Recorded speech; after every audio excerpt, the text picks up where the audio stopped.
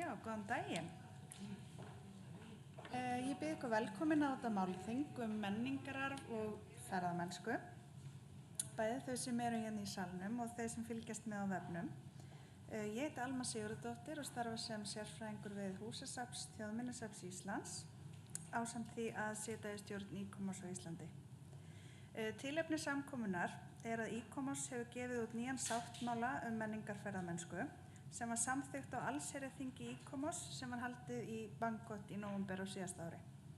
Sáttmálinn var unnin af starfshópi innan Alþjóðlegar vísindanefndar ICOMOS og ber yfirskriftina á ensku ICOMOS International Charter for Cultural Heritage Tourism. Svo ég fara aðeins yfir dagskrá dagsins. Með okkur í dag eru frábærir fyrirlesarar. Það eru 5 erindi, þar sem fjalla verður viðfangsefnið út frá ólíkum sjónarhornum.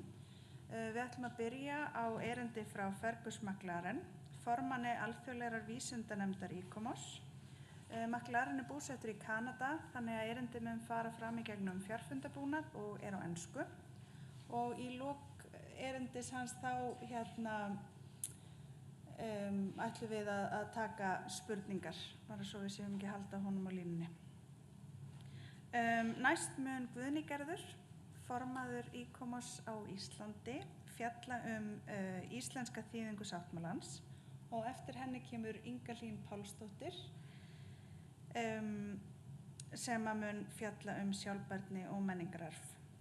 Síðan ætla Einar Á. Sæmundsson að fjalla Þingvelli sem heimsminjastað og síðast en ekki síst hún Berglind frá byggðasafni Skagfirðinga fjalla Glaumbæ sem er bæði byggðasafn og minjasafn.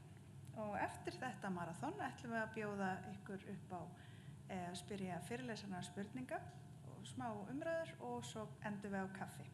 Og það er kaffi hérna bakvið en við ætlum að biðja ykkur að koma ekki með það inn í fyrirlestrarsalinn.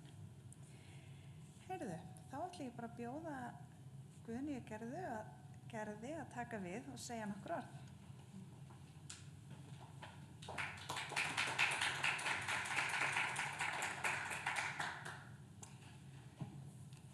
Já, komið sæl og ég vil bjóða ykkur eins og Alma, velkomin. Ég formaður í Íslandsdeild ICOMOS og ég ætlaði í upphafi þessa málþings að gera stuttlega grein fyrir ICOMOS sem eru frjáls félagasamtök, fagfólks og stofnana sem starfa að verndun menningararfs og þau voru stofnuð árið 1965 og hafa höfuðstöðvar sínar í París.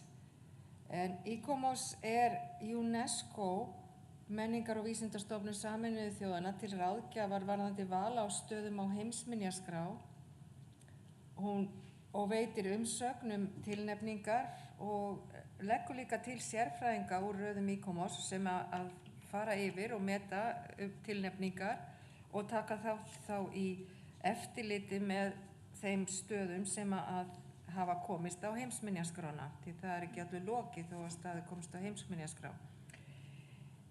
Markmið ICOMOS er að stuðla að verndun, varðveislu og nýtingu menningararfs og minjastaða og það gera samtökin með því að setja fram stefnu verndun menningararfs og tala fyrir verndun og varðveislu hans með það markmiði að auka skilning á mikilvægi menningararfs jafnt óáþreifanlegs sem áþreifanlegs en allt miðar starf ICOMOS að því að tryggja að faglega sé staðið að því að vernda og varðveita menningarminjar heimsins. Hvort sem þær eru á heimsminjaskrá eða ekki, eða njóta verndar hver á sínu stað, í sínu landi.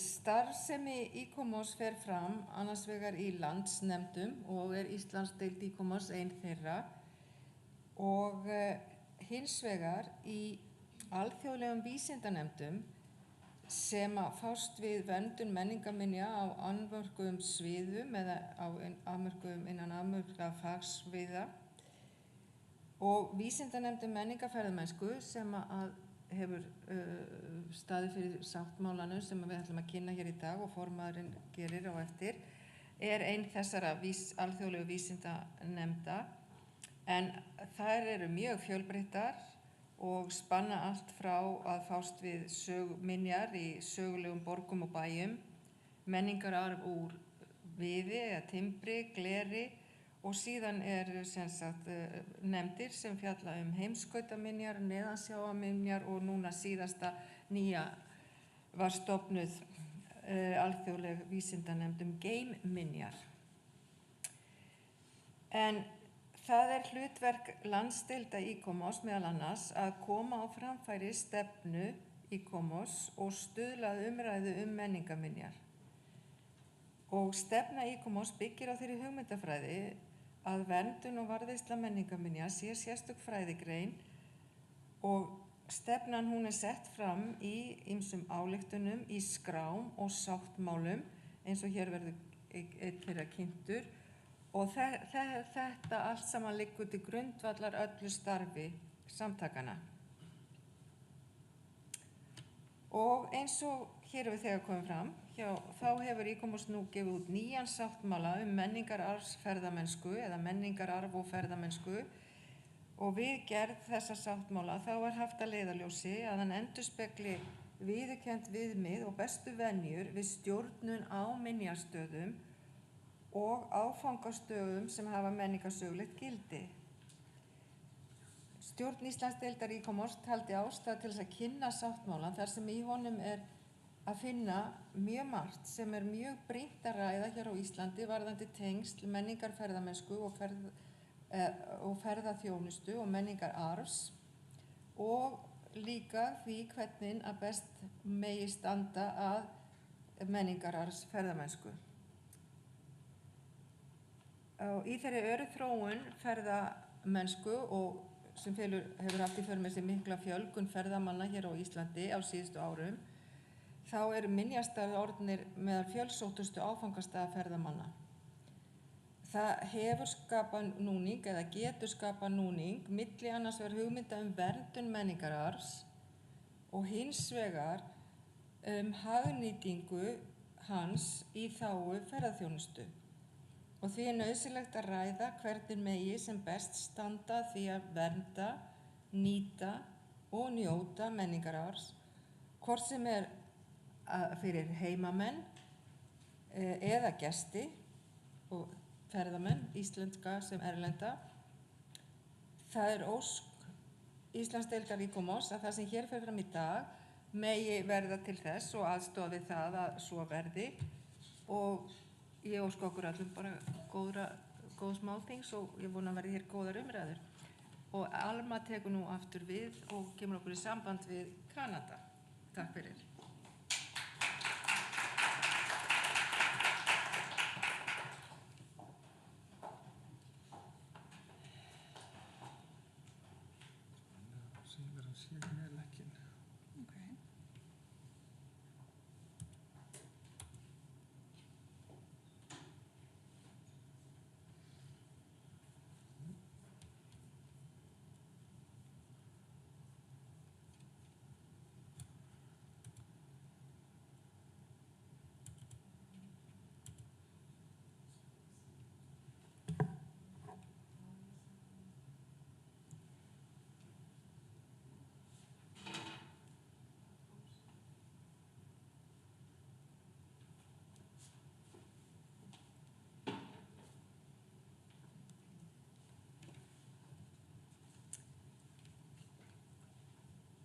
McLaren, hann hingrar hérna á línunni í Kanada meðan að Pétur sendur hann nýtt fundaboð.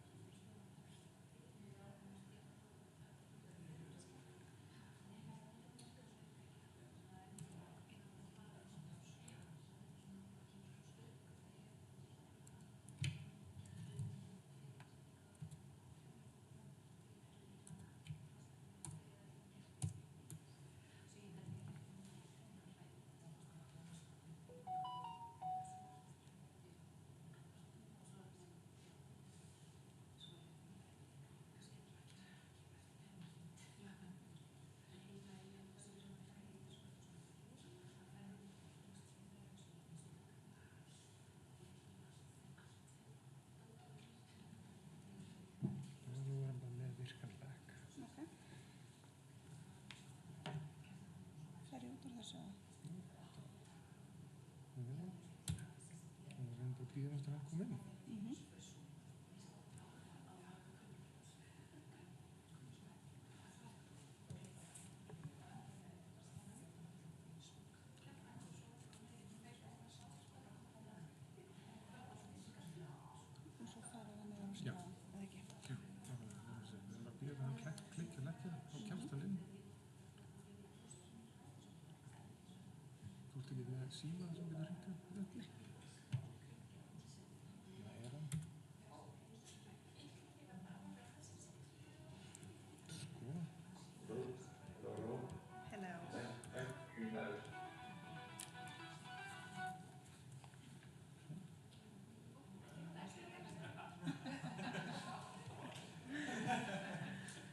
Good morning, Mr. McLaren, and thank you for joining us in Iceland.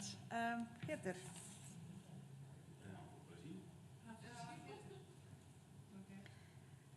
Do you hear us? I do hear you. Thank you again for your patience in sorting this out. It's very good sort of quick lateral sort of thinking to get this done, so that's great. Okay, no problem. I'm just going to give them a short introduction. Sure. As previously mentioned, McLaren is the president of the ICOMOS International Committee for Cultural Heritage.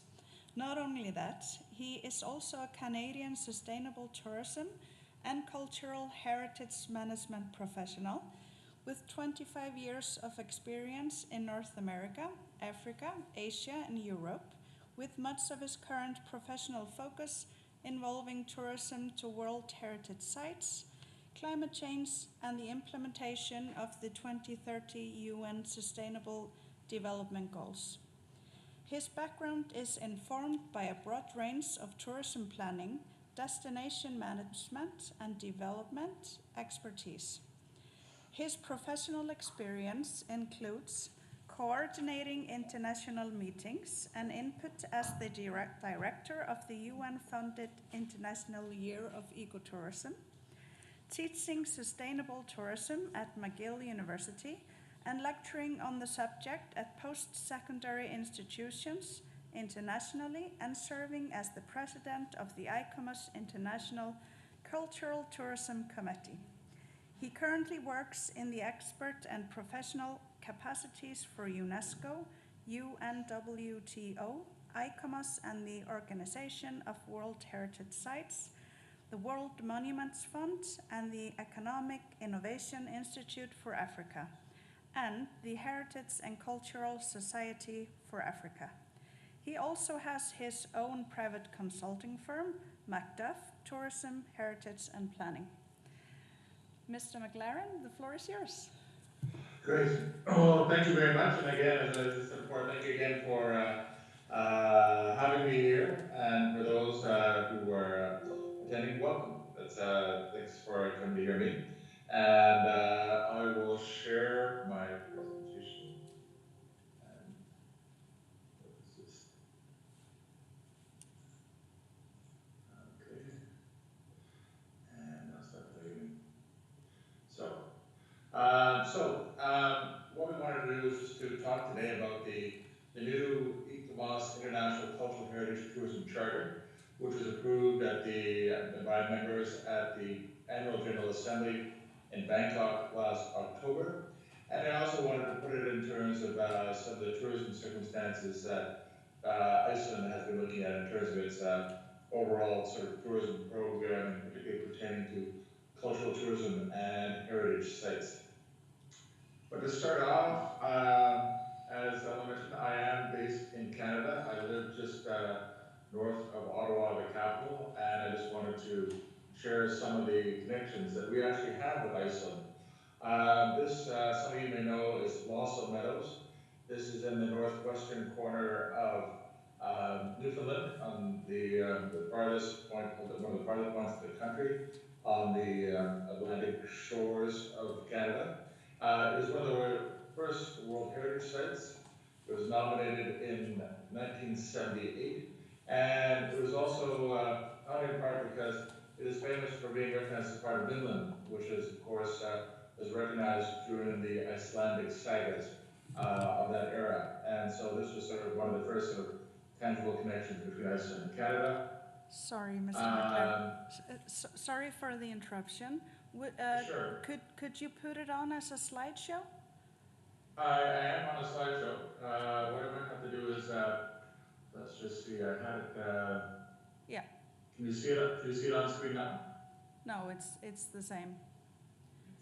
Okay, how about the next slide? Is that separate now? No, we can see the next slide, but can you put it on as like the presentation?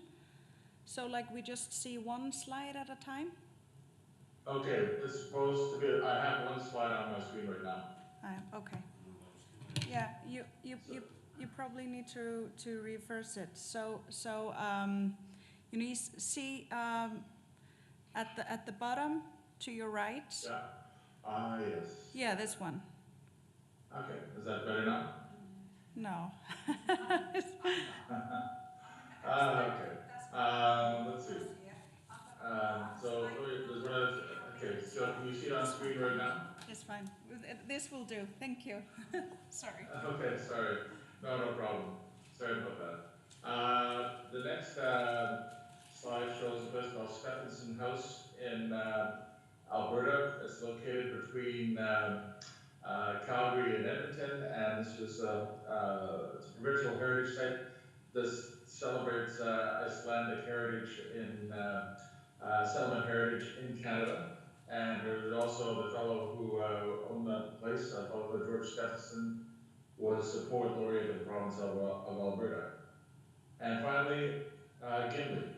And Gimli is located, as many of you might know, in mid-northern Manitoba. And they see themselves as a strong sort of basis of Icelandic heritage in Canada. And they have an Icelandic festival every year, celebrating the Iceland-Canada connection. But they are better known now for something called the Gimli glider, where a plane that ran out of fuel and nowhere else to land managed to glide for several hundred kilometers and land in Gimli at a military base there. So wherever Gimli will be known, not only for its Icelandic heritage, but for the way that it rescued a plane that was in difficult circumstance. So are you seeing these slides as they're moving along as well? This is a question. Yes. Okay. So, okay. I'll probably just use this. I mean, I could be using a slideshow, but it doesn't seem to be working. Okay. In terms of cultural tourism resiliency challenges, just a few things to think about in terms of, the overall sort of broad picture of what we're looking at in terms of some of the issues and circumstances over the past 15, 20 years in terms of tourism, how it's evolved into a more sort of popular vehicle around, economic development vehicle around the world. So, most countries, Canada, Iceland, others, have dealt with COVID, but at the same time, where a lot of it is just getting those numbers back and starting the visitor economy up again, there's a need to look beyond the immediate tourism recovery issues that we're trying to deal with in terms of how much we depend on tourism, the actual revenues that are coming up from it, and future issues that are coming up and will be presenting challenges to the resiliency and sustainability of those tourism issues. A number of heritage districts and site management authorities, particularly World Heritage Sites, are under increasing pressures from the number of visitors, from pollution, from congestion, from all sorts of other factors that are really challenging them in terms of how they're preserving the heritage fabric, and in the case of World Heritage Sites, the site's outstanding universal values that are really part of the necessary heritage fabric of those places. They're also starting to see various levels of accountability on site authorities, in part because there's so many different levels of government now that have their hands in the operation management and understanding of how that site is being used and developed. And so this is resulting in reactive as opposed to proactive management, in the sense that as often if there's an issue or a circumstance, it has to be dealt with now as opposed to let's start thinking about it beforehand. Climate change being a good example, we'll talk about later on, that we need to start addressing now as opposed to what is actually happening and affecting that site. There's also recognition that adaptive and proactive management can be costly and time-consuming. There are a number of places that are trying to find ways to deal with increased numbers of visitors, with road major events, with ticketing measures, for example.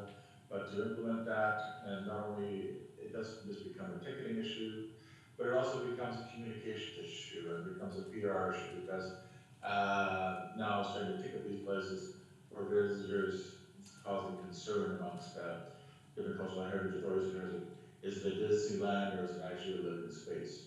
And finally, one of the key things that a number of tourism groups and communities are trying to do is that they try to incorporate the facilitation of inclusive and participatory governments and try and define ways to develop these processes to make things more inclusive. And it can be very challenging because, as you may know, from the different sort of cohorts, the groups who are involved are not always amenable to flexibility or cooperation or different sort of factors that doesn't always make it easy to manage a site as effectively as you'd like to. Now, in terms of Iceland, again, I've had many friends who visited your wonderful country, and they really appreciate the different facets and aspects of the fire and ice sort of tourism that you have available there. And also the unique sort of Nordic and Vikingur cultural heritage amongst other facets. But you have your country has almost half of your revenue. Now was at the time, sorry, in 2021, was that it was derived from tourism as opposed to 8 years before, where it was 35%. This is driven in part because of favorable exchange rates of the krona, and also increased flights that were driving tourism from New York and other parts of the world, and also was becoming sort of a stopover destination for WOW Airlines or Iceland Air and others. That being said, the collapse of WOW Air, the issues with the 737 MAX, with the crash in Ethiopia, rising labor costs, all these unfortunately have driven the economic downturn along with COVID, of course, over the past 3 years. So there are questions now in terms of, is this an opportunity or is this a really big challenge in terms of how we think and consider tourism as part of our economy, especially when we're becoming very dependent upon it. The other is that in the background, there is also an increase in cruise ships, and certainly being an island, this is something that's very sort of can be a strong component of visitors, and certainly some certain economic benefit. But at the same time, a lot of Nordic countries, Norway being a good example, are beginning to realize that it's not always the golden goose, in the sense that goose that lays the golden eggs, in the sense that there are certainly economic benefits that come from having these groups of tourists arriving on your shores, but at the same time it often leads to congestion and over-tourism in your port cities where the cruise ships land. And not only that, they don't always contribute effectively to the local economy. So certainly there are challenges in that regard. Hence, we feel that there's a need to find more sustainable, community-oriented approach to tourism. As I always like to say to my colleagues, tourists can come and go, but it's the communities that live there and the communities that are impacted by the consistent sort of flow and challenges of visitors. So, again, we're trying to look at it as a more community-focused approach to tourism. So, there actually have been 3 iterations of the Cultural Tourism Charter. The first one was in 1976. It was done in Brussels at an ICOMOS conference there, and it was really trying to address tourism 4 years after the World Heritage Convention had been put into force and before the first World Heritage Sites in 1978.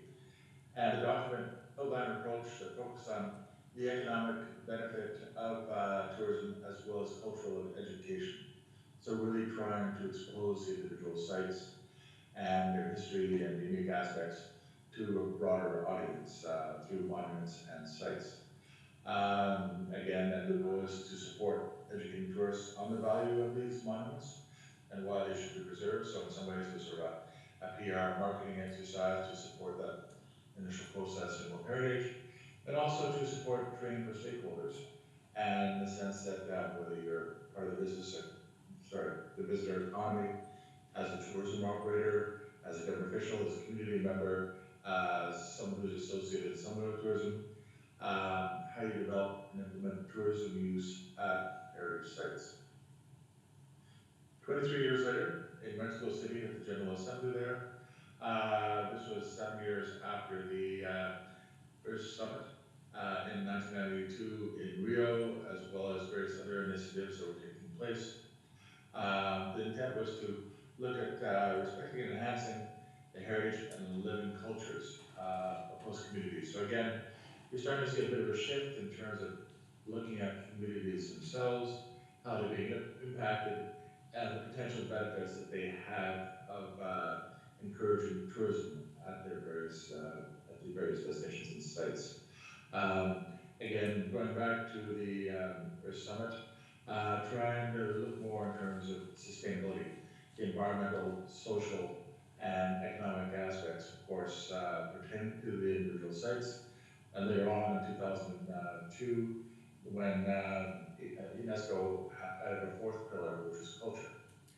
And the other aspect of this charter was the fact that it was becoming more community focused in terms of the management, impacts, and benefits of cultural tourism.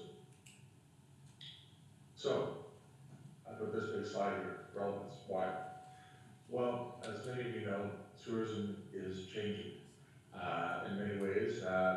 Certainly, over-tourism was one of the key elements in the past decade, and certainly Iceland has experienced that as well with this this incursion of more flights and lower sort of value of the krona against other currencies. And so, there are a number of challenges that were emerging, and we felt that, okay, we need to look at the update that we were going to be undertaking for the charter. This is, of course, the old charter still, and to really rethink how tourism was actually being applied and developed in the individual communities, as well as those who were benefiting from it. And this included a number of sort of themes that we reiterated before, but at the same time, we were going to reinforce these within the new charter. First off the top was more equitable gender participation from different groups, reinforcing the support for indigenous groups. Again, particularly it's a number of countries, traditional landholders, keepers of various aspects of tangible and intangible heritage were not being recognized or respected, and again, how do we recommend the improvements of those kinds of relations. Determining site carrying capacity limits. Again, it's this ongoing debate in terms of the value of this sort of metric. But at the same time, as we know, for many places, you can only have so many visitors at a time, and over time, in terms of the actual impacts they can have environmentally, socially, culturally, and economically. Then to also professionalize the heritage dissemination and interpretation. Too often, the quality of the information of that site, electronically as well as live, is not as good as it can be and should be to accurately and properly represent the values and the aspects of the site and the cultures that live in and around it. Then to also increase conservation awareness in terms of not only the environmental side, but the build and management side in terms of, and especially in historic cities that are frequently challenged by different aspects of development. And then three key new points that we wanted to really reinforce. And these were addressing natural disaster, conflict, and pandemic impacts. Again, this is a major concern now, particularly after things like COVID. Of course, Iceland had its volcanic eruption back, sorry, don't ask, we should have announced it properly. My Icelandic isn't that good, but in 2008. And then, of course, you have conflicts like with what's going on in Ukraine and the impacts on cultural heritage there, as well as the recent earthquake in Syria and Turkey. So again, trying to address those in the rubric of the charter. Also to find recommendations with regard to mitigating and adapting climate change impacts. Again, particularly a number of island states. I'm sure Iceland is experiencing it, but places like the Maldives or the Seychelles or Mauritius in the Indian Ocean, for example, also have very tourism-dependent economies, and many of these are really having to look at the short, medium, and long-term implications of climate change as the sea levels rise at their various islands. And finally, with both those in mind, to identify ways or approaches to increase destination sustainability and resiliency. Again, what are those challenges or ways that can and or should be addressed as part of a charter document. So again, you can see that there's been some evolution. In part that was driven by COVID, but at the same time, we wanted to make it relevant because the fact is that in many instances, charters can be useful to a point, but they're very good at collecting dust on shelves. So this was what our intention is to make it more relevant. So what I thought I'd do is that there are 7 principles that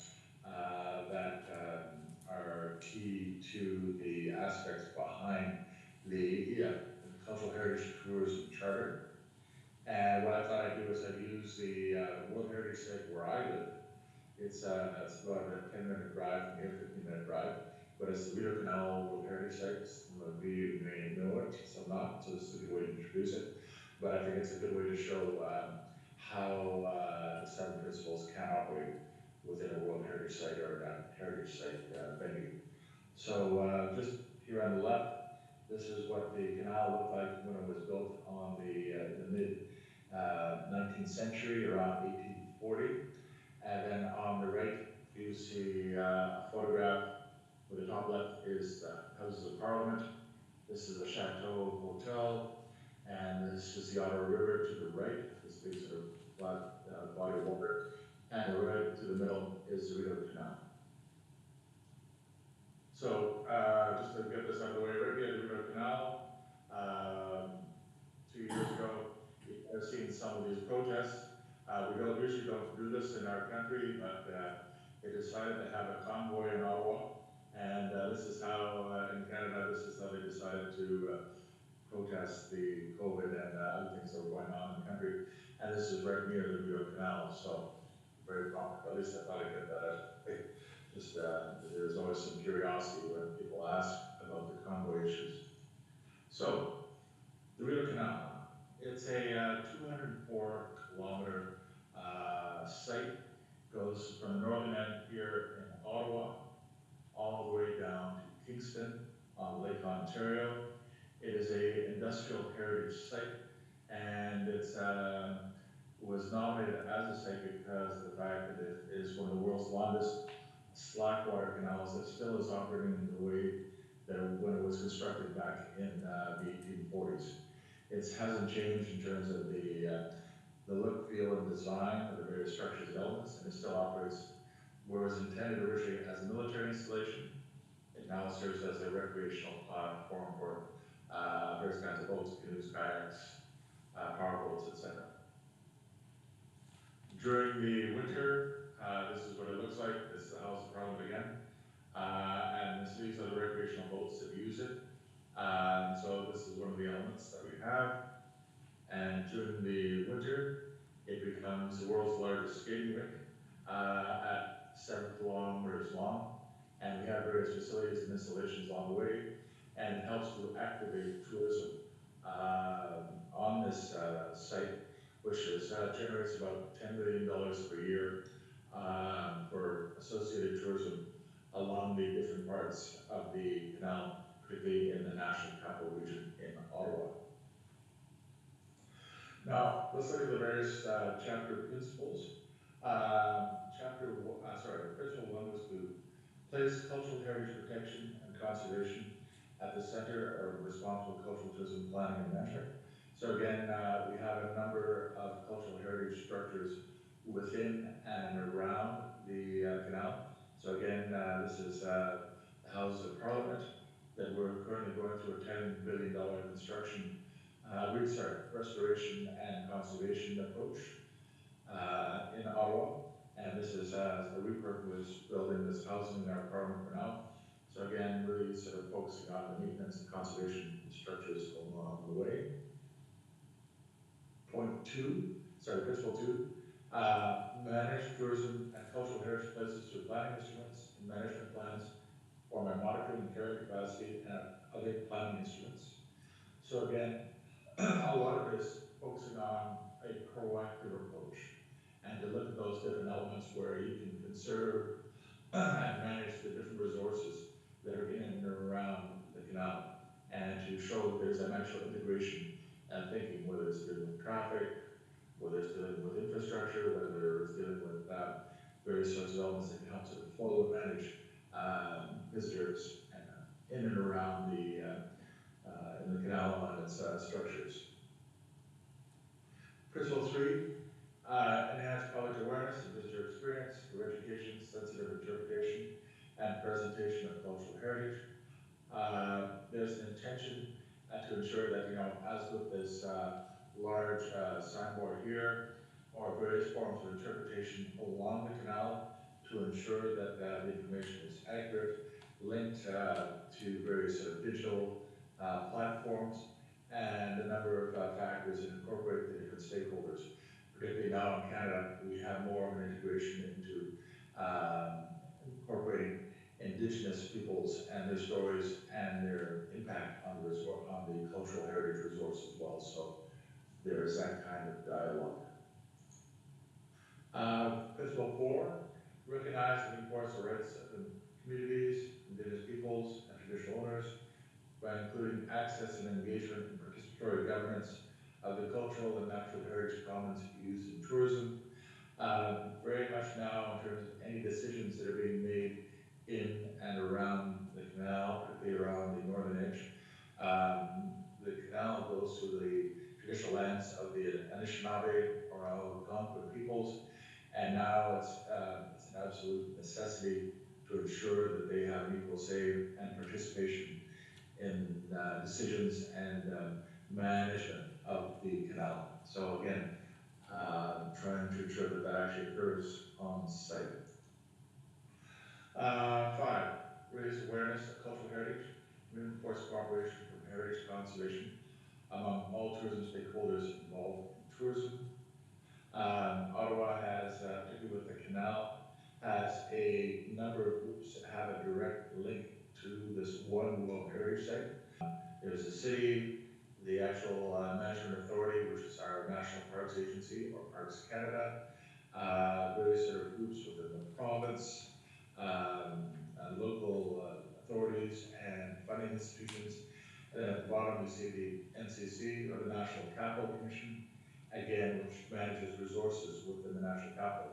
So you can see it has its good points in terms of, encouraging participation from various groups and interests, but that can also be problematic, as you can imagine, by having so many partners. Those partners have their own intentions or their own, expectations for that individual site. And so this often is a challenge for the canal and how it is managed. Principle 6, to increase the resilience of communities and cultural heritage sites and destinations and host communities through capacity development, risk assessment, strategic planning, and adaptive management. So again, there are ways in which the site can impact and benefit local communities that live in and around them, and in the buffer zones as well, particularly for larger sites. And in that sense, with changes or impacts, whether it's climate change, whether it's COVID, whether it's another factor, how do you develop alternatives? How do you develop manners, procedures, approaches that can help support local communities that have and are continuing to depend upon tourism, try and find ways to better support them through this circumstance. And finally, Principle 7, to integrate climate action and sustainability measures in the management of cultural tourism and cultural heritage. This is the canal during the winter. It is a large economic driver. Many communities, groups, businesses depend upon it. But for the first time in over 40 years of operation, we had to shut down completely. Despite some of the ice that you see there in front of you, for ice skating during the wintertime, it was not strong enough nor stable enough over a consistent period of time to open it up to the public. So as a result, this major sort of engine of economic development and tourism has been impacted by climate change, and now their local authorities are scrambling to determine how best to try and maintain this resource during the winter and during the changing climate that we're experiencing. So again, questions in terms of how these different cultural and heritage resources can be sustained with the evolving climate. So with that being said, in terms of a number of charter promotion initiatives, it was completed, as I said, last October, and we decided to do, three key things. And the first being to translate the charter into as many languages as possible. We want to make it as accessible. We find that language is often one of the key barriers. We're up to about 8 languages right now, and I know that Bidney has stated that ICOMOS Iceland would be happy to translate it into Icelandic, which we would welcome, because it's great to have as many languages as possible. But we have all of the whole range of language groups that are out there, and it's available through our ICOMOS ICTC website. We also want to present to diverse groups to show how different facets can be applied. We have certainly, last week, had colleagues who presented at the ICOMOS Denmark annual general meeting. I've also presented to working groups like the Climate Change and Heritage Working Group, as well as the SDG Working Group, and also to different ISCs, because we see where ISCs, whether it's archaeology, cultural landscapes, other groups can really integrate better cultural tourism planning into the management or conservation of their individual sites. And finally, we are a little bit entrepreneurial at the ICTC because we actually take on projects in partnership with organizations such as the Organization of World Heritage Cities, as well as other ICOMOS bodies.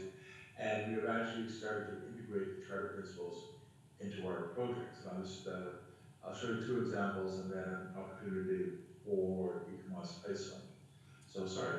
So the first project was at a place called Buzluja. Buzluja is a Cold War era cultural site between Sofia and the Black Sea in Bulgaria. And we developed a sustainable tourism plan for them, for this unique site that is unfortunately, it looks like a bit of a spaceship when you see the actual model, but I just like this one for the colors.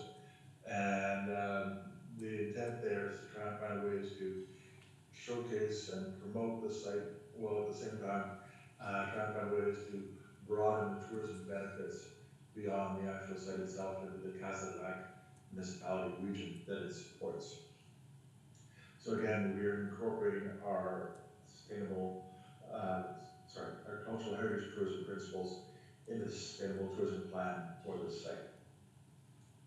The other approach that we've used is that for the past year and a half, we've been working with the Organization of World Heritage Cities, based out of Quebec City here in Canada, and we have developed for them something referred to as the Cultural Tourism and Visitor Management Framework. That will be available soon on the ICTC website, and will be shared through the ICOMOS Secretariat. But the intent of this framework is basically to integrate 3 key elements. One is the 2015 Sustainable Development Goals. There are 3, of course, that are specifically related to tourism in terms of targets, 8.9, 12B, and 14.7, as well as 11.4 for cultural heritage. But at the same time, we felt that as the United Nations World Tourism Organization, that all of the goals are relevant to individual site management.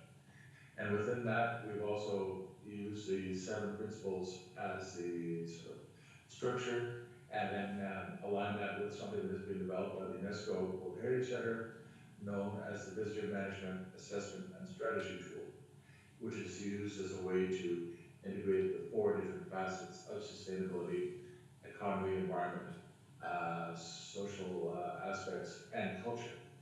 And so it's a very useful tool in terms of the monitoring and management of individual World Heritage Sites, but it can also be applied to individual heritage sites that don't have a World Heritage designation as well.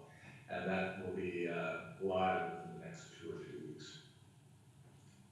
And finally, before I come to my conclusions, there is also Nordic cooperation on the implementation of the Charter.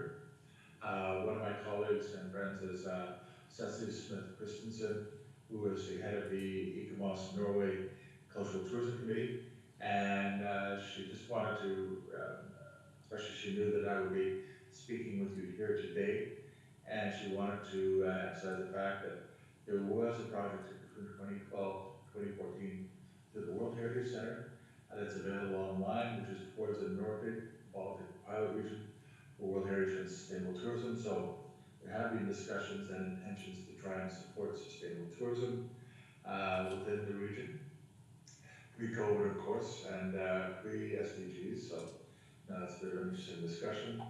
Last week, as I mentioned, there was a meeting at ICOMOS Denmark on the Charter, and there's already an encouragement between cultural tourism committees at various ICOMOS bodies in the region, along with the Nordic World Heritage Association, to start talking more about cultural tourism and sustainability.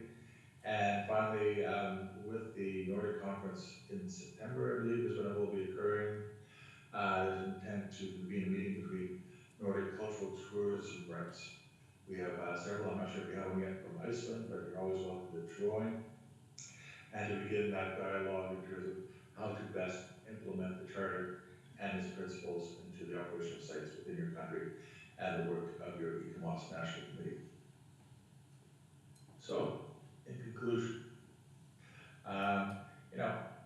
quite honestly, cultural tourism post-COVID will be different than the pre-2020 model. We're seeing that here in Canada, we're seeing that here in other parts of the world. Probably you're experiencing the same in Iceland, in part because of the fact that expectations are changing, and where a lot of people are dissatisfied with the impacts of over-tourism and the actual accrual of benefits from individual elements related to sites. We're starting to see changes, particularly with the expectations in terms of who tourism will benefit. And in some of these cases, particularly with different stakeholders involved, whether it's government, business, communities, other sort of local authorities and others, there's a discussion that you're going to have with your tourism bodies, how you can and should improve tourism in Iceland.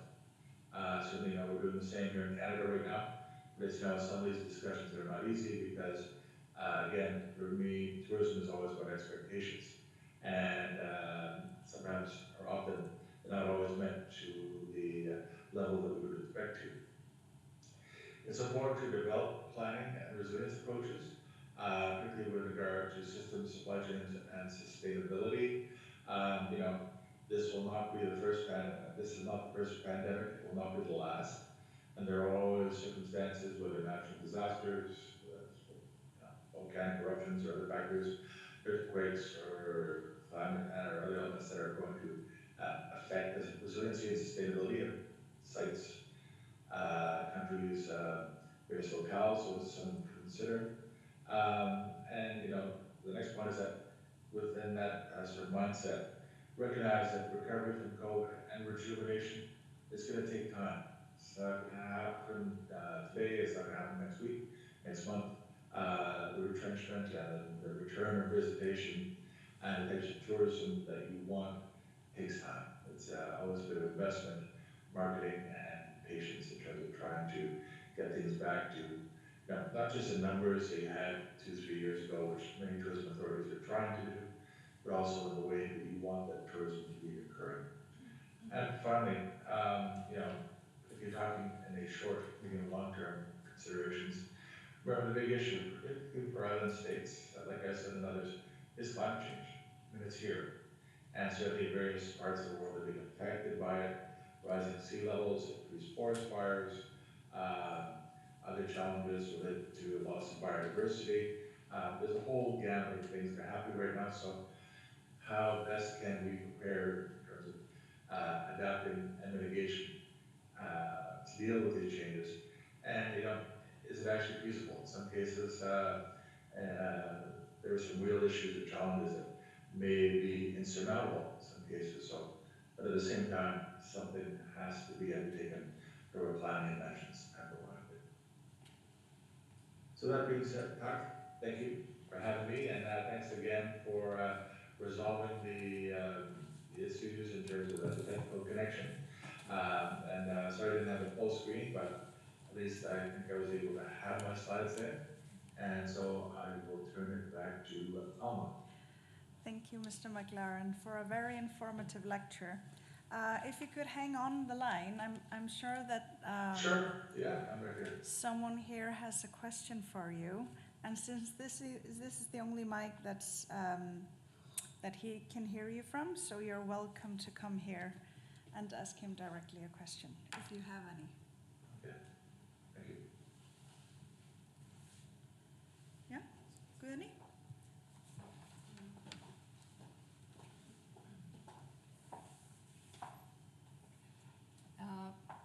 Hello, I'm Guðni. We've been exchanging emails, but we have seen each other. Nice to meet you.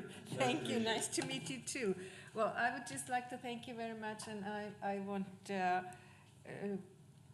just tell you that we have started the translation and to Icelandic, but it will be a project that will.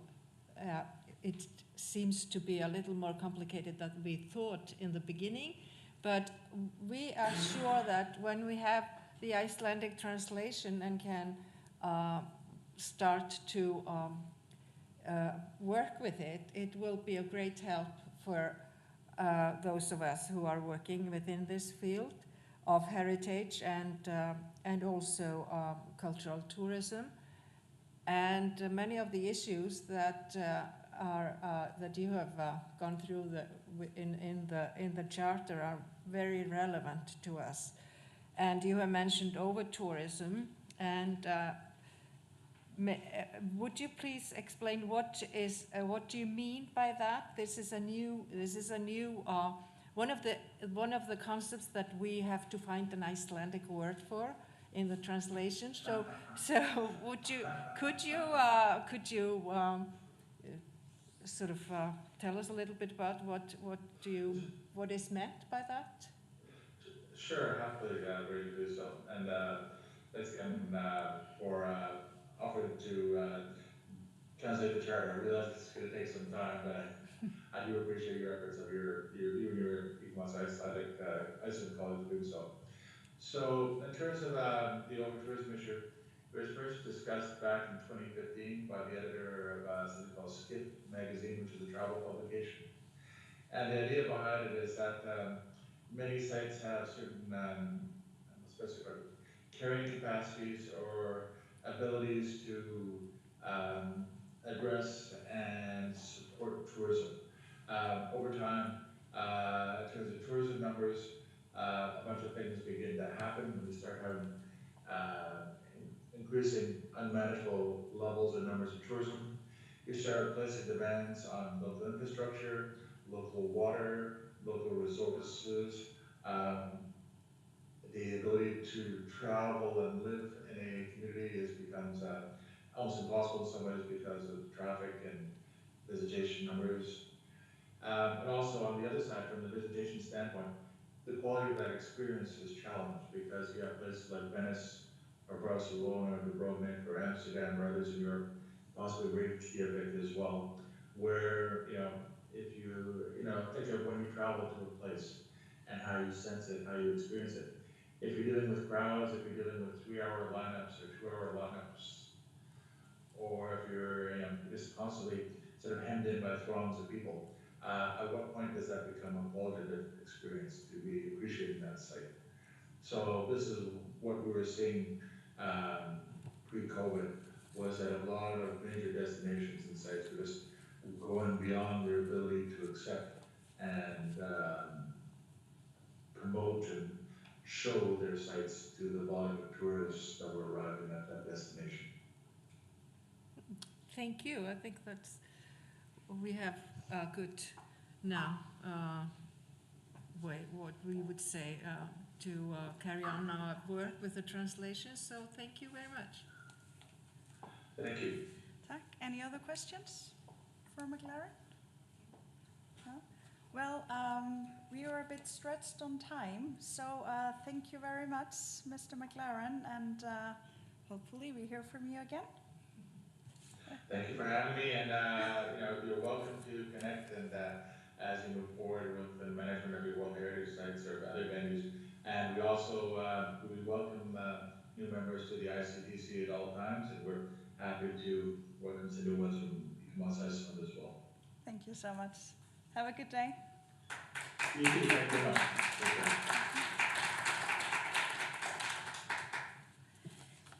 Já, heyrðu, næst hún Guðný Gerður sem ætlar að fjalla sáttmálan og bara svona þessum þýðingu sáttmálans og ICOMOS á Íslandi. Já, það eiginlega það sem að við ætluðum að ræða og skýra aðeins hér og svona segja frá. Það það að þegar að stjórn ICOMOS þegar við fengum í hendurnar þennan nýja sáttmála menningarferðamennsku, þá fannst okkur að það sem hann fjallar og sem við höfum fengið núna kynningu ætti erindi inn í umræðu málefni menningararfs og ferðamála hér á Íslandi.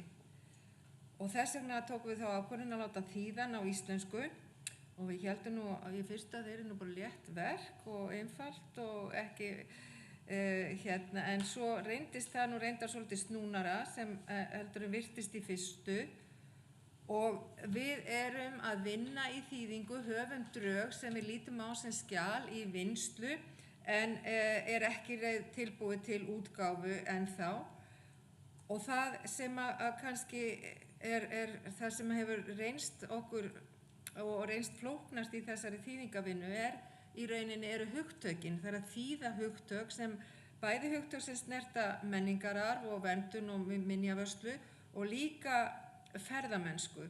Og það verður bara að segjast eins og að það ekki til samræmt orðasöfn eða sem sagt svona viðurkennd orðasöfn sem að hægt að styðjast við og það virðist vera innan beggja þessara greina eða sviða annars vegar menningararfsumræðunni og hins vegar ferðamennskunni, þá eru hugtök og hugtökanótkun nokkuð á reiki.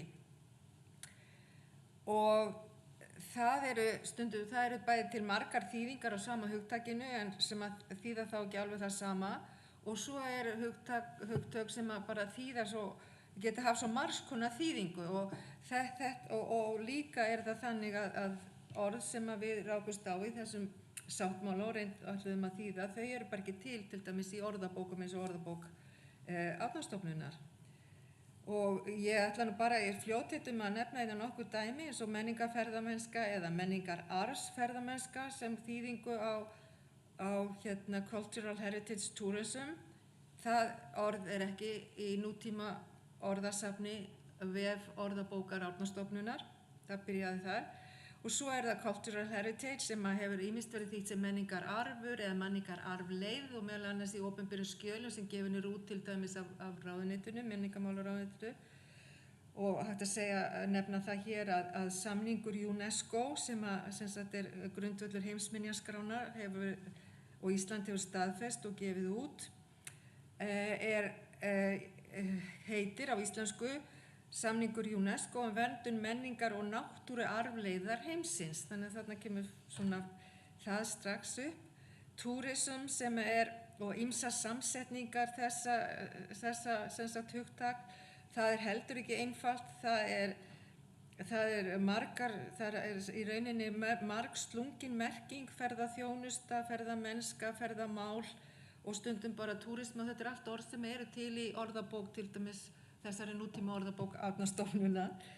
Og svo það orðið site sem finnst í nafni þessara samtaka International Museum of Monuments and Sites og í þýðingum ýmsum á skjölum sem eru opinber skjöl þá er oftast talað sögustaði eða söguslóðir en það hefur orðið svona viðtekin eiginlega það sem við tölum sem vinnum í menningarminjageiranum, minjaverslunni, þá tölum við minjastað og það kemur líka fram í þýðinguna World Heritage Site sem heimsminjastaður. En þetta allt saman svona hugtök sem við þurfum í rauninni að komast að niðurstöðu hvernig við viljum þýða og ég læt bara staðanum hér í bili en það ljóst að það verk að vinna í að samræma hugtakanotkun og útbúa skrá hugtök sem varða menningarferðamennsku.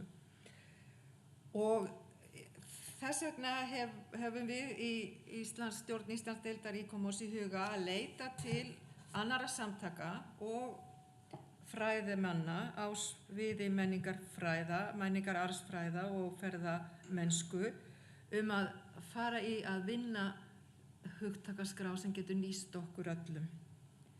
Og rannsóknarmiðstöð ferðamála við Háskólann á Akureyri, ég hef verið í sambandi við Guðrúnu Þóru sem forstöðukona þar og hún búin til að leggja okkur lið og taka þátt í þessu og ég á ekki von á öðru heldur en að fleiri verði tilbúnir og við munum þá kalla til við að fara í þessa vinnu.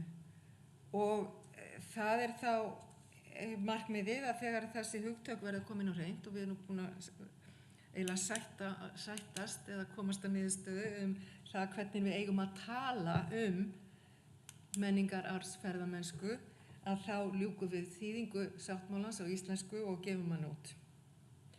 Og svona í lokin þá svona fannst mér allt í einu að það fari vel á því að ljúka þessum hugleiðingum þessa íslenskun að með því að vitna fara með brot úr vísu eftir Þórarin Eldjárn sem á nú mjög vel við hér í Þjóðminjasafninu og það þessi vísa hans á íslensku má alltaf finna svar og orða stórt og smátt sem og var.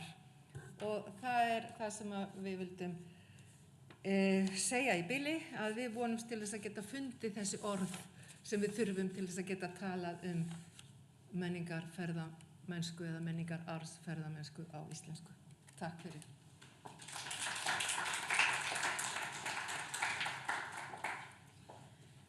Takk Guðný. Og þegar sáttmálinn verður tilbúinn þá mun hann verða aðgengilegur öllum á heimasíðu Íslandsdeildar ICOMOS.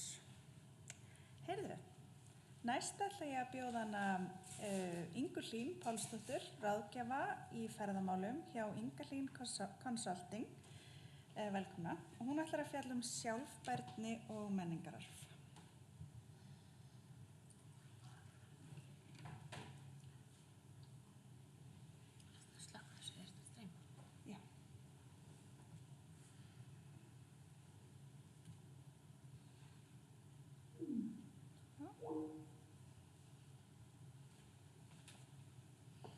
Herði, sæl blessuð og takk fyrir að bjóða mér að vera með ykkur hér í dag.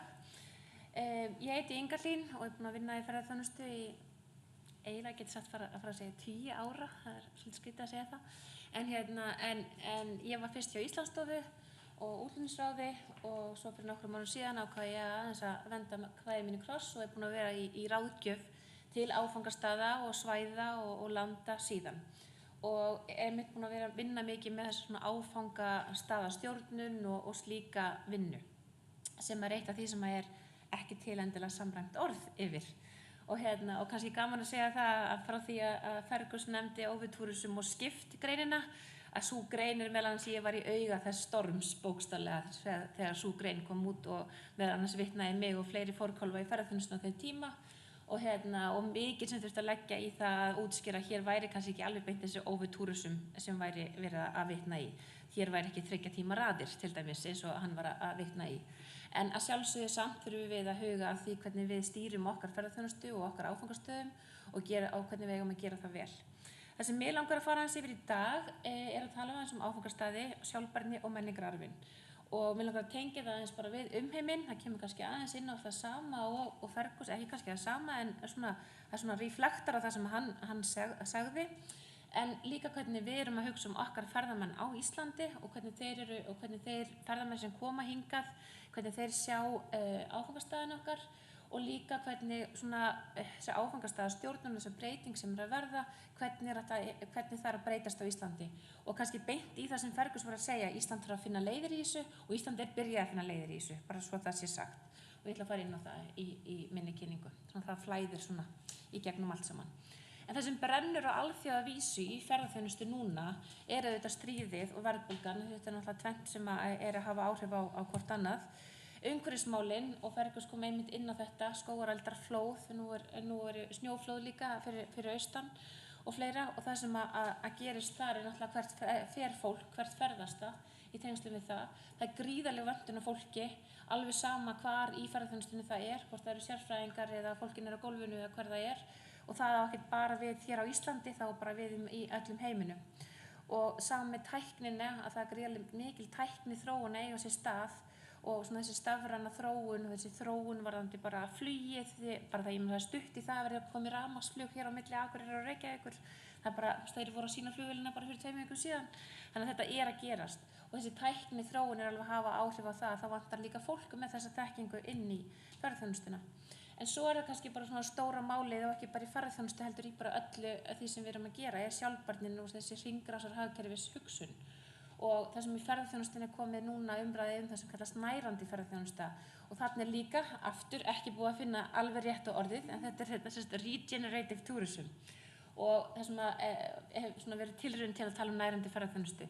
En það verið að leggja gríðarlega mikla áherslu á samfélagið og hvernig nær samfélagið unnið með það í ferðaþjónustunni. Og það kemur aftur alveg inn á þennan sáttmála og þetta rímar allt saman í því sem við verið að gera. En við vitum það að ferðamenn að leita upplifunum sem hafa jákvæð áhrif á áfangastaðinn sem eru að ferðast til. Þetta bara trend sem í gangi og bara allstæðar í ferðaþjónustunni það sem komið að, þetta bara það sem verið að tala En hvað þýðir þetta í raun? Expedia Group einn af stærstu ferðaþjónustu aðilum í heiminum og þeir segja að 90% af sínum neytendum sé að leita að sjálfbærum sjálfbærum kostum þegar þeir eru að ferðast. Og hvað þýðir það? Það þýðir það að þeir vilja minnka neikvæð umhverfisáhrif þegar þeir ferðast. Þeir vilja styðja við efnahag áfangastaðarins. Þeir vilja styðja við menninguna og samfélagið. Þeir vilja heimsækja staði sem eru ekki þaulsetnir. Þeir vilja leggja mörkum til náttúrunnar, umhverfisins og dýralífsins og minnka kolefnisfótsporið. Þetta svona kjarninn í því það sem verið að tala sjálfbæra ferðaþjónustu og hvað það þýðir sem ferðamaður í því. Og eflaust þetta taka miklu fleiri þætti inn í það, en þetta gefur svona ákveðna að mynda því. Ef við skoðum svo aðeins hvernig menningararfurinn kemur inn í íslenska ferðaþjónustu, að þá þetta könnun ferðamálastofu frá því núna, ég held að sé frá júlí og fram í desember á síðasta ári, og þarna sjáum við að það eru 54% eða 55% sem segja það að Íslendingar og íslensk menning hafi haft áhrif á ákvörðun þeirra að ferðast til landsins. Og söfnin eru í 3. sæti hvaða afþreying var nýtt þegar þeir komið til landsins. Og ég held að þetta skipti alveg gríðarlega miklu máli fyrir okkur öll að velta fyrir ykkur hversu stór þáttur söfnin eru í afþreyingunni sem að þú ert að upplifa þegar þú kemur til landsins. Síðan ef við tökum aðeins 2021, þetta var ekki inn í könnuninni núna, en þá eru söfnin, þá eru gríðarlega ánægja, þó að söfnin séu neðarlega þarna, en þá einhverjum 8,4 mjög góð, allt sem yfir 8 virkilega gott í svona. Og söfnin fá þarna gríðarlega flotta umsögn í ánægju ferðamennina. Og það sem að ferðamenninni segjast að minnisstæðast úr Íslandsferðinni afþreyingin, menningin og viðburðirnir, það í öðru sæti þarna. Og sama hvers vegna ferðamenn eru líklega til að mæla með Íslandi, þá þarna 24% sem segja afþreying, menning og viðburðir. Og þetta skiptir gríðarlega miklu máli fyrir okkur að það gerir það verkum að Ísland í raun grunni náttúra og menning. Það það sem við erum að bjóða upp á sem áfangastaður. Sama ef við horfum aðeins á þá markhópa sem Íslandsstofa vinnur með og í raun markhópar íslenskrar ferðaþjónustu og og lagt upp með að þeir aðilar sem í ferðaþjónustu svolítið vinni með og það sem svona stóru auglýsingarnar okkur út í heimi að leggja áherslu á. Það eins og þið sjáu þarna niður yfir stjörnuna að hitamælirinn sýnir að það eru ferðamenn og markhópurinn sem hefur mikinn áhuga á menningu og menningararfinu. Það náttúran og menningararfurinn sem þarna stæðstur. Sama ef við horfum á aðeins hvað það svona fyrir dýpra inn í þeirra ferðahegðun að þá segja þeir I want to travel on my terms, get in touch with nature and have enough time to learn at a museum or a place of historical interest. Þannig að þetta greiðlega mikilvægur þáttur í því sem að horft til í þessu. En eins og Fergus kom aðeins inn á áðan þá fjölgun ferðamanna ekkert leyndamál og við erum bara að standa frammi fyrir því í Íslandi að við erum bara verið komin aftur í 2018 í tölum og það gert ráð fyrir, það fer svolítið eftir við hvernig talið, hvort að stundum líka sagt 1,7 miljón en það talað svona 2,1 til 2,4 milljónir ferðamanna á þessu ári til Íslands. Og þetta eru tölur sem að fólki finnst hljóma alveg rosalega stórar en við verðum að muna það að sem skiptir máli í þessu hvenær þessi ferðamenn að koma. Þeir eru ekki allir að koma einum degi í júlí. Og það það sem hefur tekist vel á Íslandi að dreifa ferðamönnunum bæði í tíma og rúmi. En það sem að gerast almennt að það bara allstaðar í heiminum og ég þarf ekki að nefna þetta, þið eru búin að heyra það frá Fergus, allstaðar í heiminum fjölgun ferðamanna eitthvað sem verið að vinna með. Og Íslandi þá verið að vinna eftir ákveðnum stefnuramma af stjórnvöldum það að við ætlum að vera leiðandi í sjálfbærri þróun. Þetta reyndar mynd sem búið að uppfæra en uppfærslan ekki aðgengilega ennþá því það verið að vinna ákveðna aðgerðar áætlun og þar held ég einmitt að þessi sáttmáli skiptir rosalega miklu máli að það sé strax komið inn með hann til stjórnvalda og hann kynntur fyrir þeim þannig að hann fari inn í þessa aðgerðar áætlun og hvernig að vinna í framhaldinu. En það sem að gerist í tengslum við þetta að það mikið verið að tala áfangastaðastjórnun eða destination management eins og Fergus kom inn á áðan, áfangastaðastofur þar sem verið að tala það destination management offices eða destination marketing offices eins og hafa verið, svona markaðsstofur áfangastaða, að þær hafa verið að breytast mikið í þessu. Og ég ætla að fara að koma aðeins inn á það og tengja það inn í það sem að við erum að tala hér í dag. En ef við horfum svona á áfangastaði og þegar ég segi áfangastaður þá getur það verið svæði, það getur verið land, það getur verið borg, það getur verið hvað sem En það svona í stóru myndinni að þá verið að tala þessa vöxtur ferðaþjónustu valdi sem minnstur raski á innviðum, umhverfi og samfélagi. Og þessi samhljómur þróunina milli samfélagsins, stjórnvalda, sveitarfélaga og jafnvel ferðamannanna sjálfra og annarra hagaðala í þessu. Og það mikilvægi að viðhalda sérkennum og sérstöðu svæðana sem kemur inn á menningararfin að við megum ekki týna þessum þáttum í því sem við erum að kynna og hvernig fólk upplifir þá staði sem að tengjast menningararfinum okkar og hvernig við stýrum því þá. Og það út frá því þá sem upplifun ferðamennsins sé sem eftirminnilegust.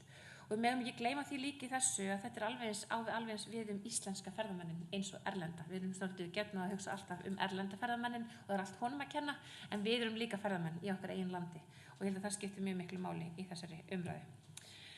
Og í grunninn, allt það sem við erum að gera, þá byggir þetta allt í grunninn á samstarfi og samtali aðila. Og ferðaþjónustan, alveg eins og menningarinn, hún aldrei ein í umræðinu, hún aldrei ein, þetta snertir allt samfélagið, það sem við erum að gera. Og það gott að muna það í þeirri þróun. En ef við ræðum aðeins áfangastaðastjórnun, þetta destination management, og eins og ég segi, þetta getur tengst bæði svæði, borga, jafnvel landi, UNTWO, ferðamálaráð Sameinuðu þjóðanna, þarna ég heldur engin sammála það hvernig á að þýða það, en ég hef nýtt mér ferðamálaráð Sameinuðu þjóðanna, að þeir komu með fyrir nokkrum árum síðan, þá fóru þeir að leggja það fram að áfangastaðir tileinkuðu sér meira áfangastaðastjórnun í sinni vinnu. Og þetta eitthvað sem að stjórnvöld hér heima fóru að tileinka sér líka og velta fyrir sér hvernig því væri best við komið. Og eins og stendur hérna, stýring áfangastaða felst í samræmdri stefnu og stjórnun allra þátta sem mynda áfangastaði ferðaþjónustu. Það getur verið að ræða einn tiltekinn stað, svæði, borg eða jafnvel land. Og þannig ég að þýða, þannig að ef þetta ekki fullkomin þýðing þá bara skiljið af hverju það En svo þetta talað stefnumótandi nálgun, nýtt til þess að tengja saman marga ólíka þætti áfangastaðarins til þess að koma í veg fyrir tvíverknað og aðgerðir skarist ekki. Og þarna var þetta skipulag, hönnun, þjónustu, kynningu, þjálfun, fjárfestingar og allt inn á þessu svæði. Og þannig verður að reyna að finna leið til þess að horfa heildstætt á hlutina. Og ég ætla að sýna ykkur eitt verkefni sem að ég hef komið að sem tengist þessu. Slík stýring kallar á samstarf margra stofnana og hagsmunaaðila sem talin eru á endanum tryggja samkeppnishæfni og sjálfbærni áfangastaðarins. Og ein viðleitnin í þessu til þess að reyna að finna leiðir til þess að vinna svona samþætt er að búa til þessar áfangastaðarstofur. Og hlutverk þeirra samkvæmt Sameinuðu þjóðunum ætti að vera samræma og leiða stefnu að sameiginlegu markmiði í tengslum við áfangastaðastjórnun og sjálfbærni. Og hingað til hafa líka stofur semst haft þennan fókus á markaðssetninguna, en það að breytast og það að vera svona viða meiri þróun á heimsvísu. Og hlutverk þeirra einnig að koma jafnvægi og góðu samtali milli íbúa, ferðamanna og annarra hagaðila á áfangastöðunum. Og þetta tengist beint þessari overtúrism umræðu, ef við tökum það aðeins inn í þetta, eða ofgnótt ferðamanna eða hvernig sem við þýðum það, að þetta jafnvægi með það að ánægja ferðamanna, ánægja íbúa stór þáttur í því hvort að þið overtúrism eða ekki. Og hvernig þú mælir það. En síðan þetta umræðan hvað markaðs- og áfangastaðarstofa. Þetta eru tillögur stjórnvalda hér heima verkefnin sem koma að því. Það að bara samræma áætlanir og fleira sem tengjast ferðaþjónustu. Þarna komum við svolítið inn á það hver stýrir hverju og áfangastaðarstofa aldrei að fara að stýra þessu, þannig að stjórnvöld gera sínar áætlanir, sveitarfélög gera sínar áætlanir, en þetta svolítið spurningin það hvernig við reynum að samræma og tala saman og búa til samtali þar á milli. Og þið sjáu þarna þennan svona strúktúr sem hefur verið settur og þetta bara svona alþjóðleg mynd, að þarna eru alltaf hagsmunaaðilarnir hjartað í þessari vinnu og hvernig hún tengist. Þetta bara algjörlega, bara alveg sama hvernig það litið, hvort með markaðssetninguna, þróunina eða annað, það alltaf þessir hagaðilar. Og hér heima að þá erum við að horfa til þess að stjórnvöld hafa verið að gera samninga þessar áfangastaðarstofur við samtök sveitarfélaga á hverju svæði fyrir sig. Og síðan vinna þessar stofur með ferðamálastofu að gerð svokallaðra áfangastaðaáætlana, þar sem verið að tala þróun, kynningu og uppbyggingu á svæðunum. Og þessar stofur þekkið þið örugglega mörg, það Austurbrú, markaðsstofa Suðurlands, það heita allar ennþá markaðsstofur í rauninni, það eru mismunandi uppsettar í dag. Það verið að stofna markaðs- og áfangastaðarstofu höfuðborgarsvæðisins, en sums staðar bæði atvinnuþróunarfélagið og ferðaþjónustan saman og sums staðar þetta bara ferðaþjónustan. En alltaf hugsun að þessar aðilar tali saman og búi til einhvers konar vettvang til þess að vinna með.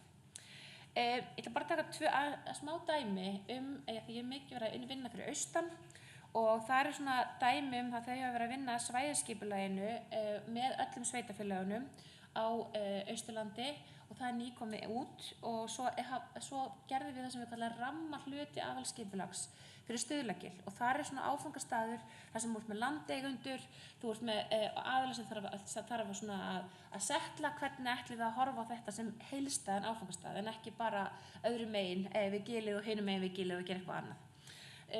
Og ég ætla bara að taka aðeins stutt og ég hef ekki tíma til að fara eitthvað djúpt í þetta. En bara til þess að setja í samhengi að þá gerð svæðisskipulög inn á hverju svæði fyrir sig eins og þið þekkið eins og það er gert núna á Austurlandi með öllum sveitarfélögunum þar. Þá verið að búa til ákveðna sýn og leiðarljós fyrir svæðið, síðan gera sveitarfélögin aðalskipulög á viðeigandi stöðum og svo gera deiliskipulög og svo framvegis. Það sem við gerðum var að milli aðalskipulags og deiliskipulags fyrir Stuðlagil. Þetta er ekki svona típist verkefni sem gert en þarna vorum við að reyna áður en að væri farið í deiliskipulagið, komast að samkomulagi. Af því að aðalskipulag átti í raun ekki við, það fyrir mun stærra svæði á því þeim stað. En svo eru þetta sóknaráætlanir og áfangastaðaáætlanir, þær þurfa að rýma við þessar áætlanir. Og það sem ég langar að nefna varðandi svæðisskipulagi fyrir austan er að þau taka inn í sitt svæðisskipulag að vernda og styrkja landslagssérkenni og menningararfinn. Þau eru með það sem sér stoð inn í sínum áskorunum og þau eru að tala þar sjálfbærni og annað. Og til þess að nefna svo til viðbútar að þá þetta eru myndir sem ég fekk lánaði frá þeim, bara til að sýna flækjustigin, hvað eru margir aðilar sem þurfa að koma að og hvernig samtalið er ekki bara í eina átt. Þetta eru margar áttir, þetta eru margir aðilar sem þarf að vinna með og þetta bara svona klöstur, það eru margir dottnir út en þetta bara til að sýna hversu flókið í raun þetta samtal á sér stað. En á Austurlandi undir svæðaskipulaginu þá þarna ákveðnir 4 stoðir og eitt af þeim góð heimkynni og þar einmitt talað líka minjarnar og staðarmótun og minjar og sögu og undir svæði sóknarfæra þar kemur ferðaþjónustan og auðlindir og innviðir þar einmitt komið inn á minjarnar líka. Og þar til dæmis komið inn á það að það teknir þessi minja og sögustaðir sem skipta máli inn á svæðinu og þeir teiknaðir upp og settir inn í svæðaskipulagið. Og þarna líka verið að horfa svolítið á það að vera að búa til ákveðin svona tækifæri á svæðinu. Að kannski einhverju sjá sér tækifæri í því að vinna með þetta en á þá á jákvæðan máta. Og svo þeir meira ákveðna sýn fyrir ferðaþjónustuna þannig að hún hefði jafnt til heimamanna og gesta og það svona vöruþróun og markaðssetning landsins hafi sérkenni Austurlands að leiðarljósi.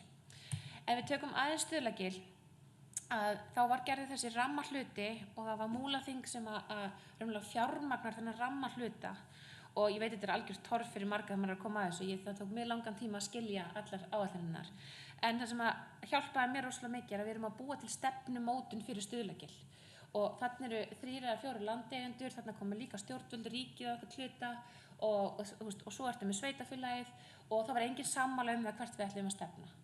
Og þannig að það þurfti að búa bara til stefnumótun fyrir svæðið og það var það sem var gert að Austurbrú sem svona áfangastaðastofan tók að sér að stýra vinnunni, fá þessa aðila alla að borðinu, fengur svo teiknistofu Norðurlands til þess að búa til þennan rammahluta, það sem verið að ákveða bara til dæmis hvernig göngustígarnir eiga að vera, hvaða efni á að vera í göngustígunum og svo framvegis. Og bara farið mjög djúpt í þá, bara hvernig styrkjum við svæðið þannig að flæði ferðamanna sé sem best og svo framvegis.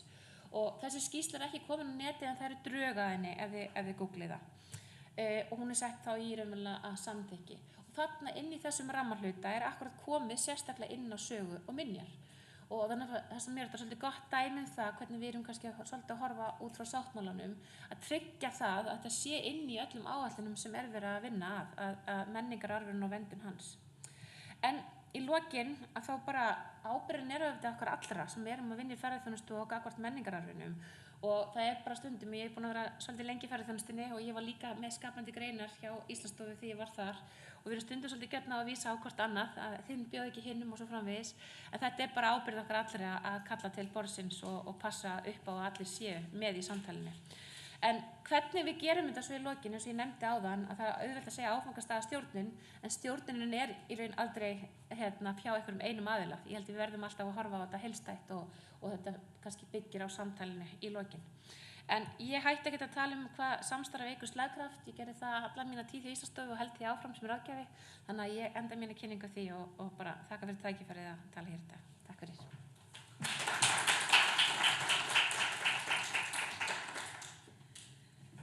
Ingalín fyrir mjög upplýsandi erindi. Ég kom bara fullt fram sem ég hafði ekki hugmynd En næsta erindi í dag fjallar heimsminjastaðinn Þingvelli og við ætlum að bjóða Einar Á. Sæmundsson þjóðgarðsvörð. Velkomin.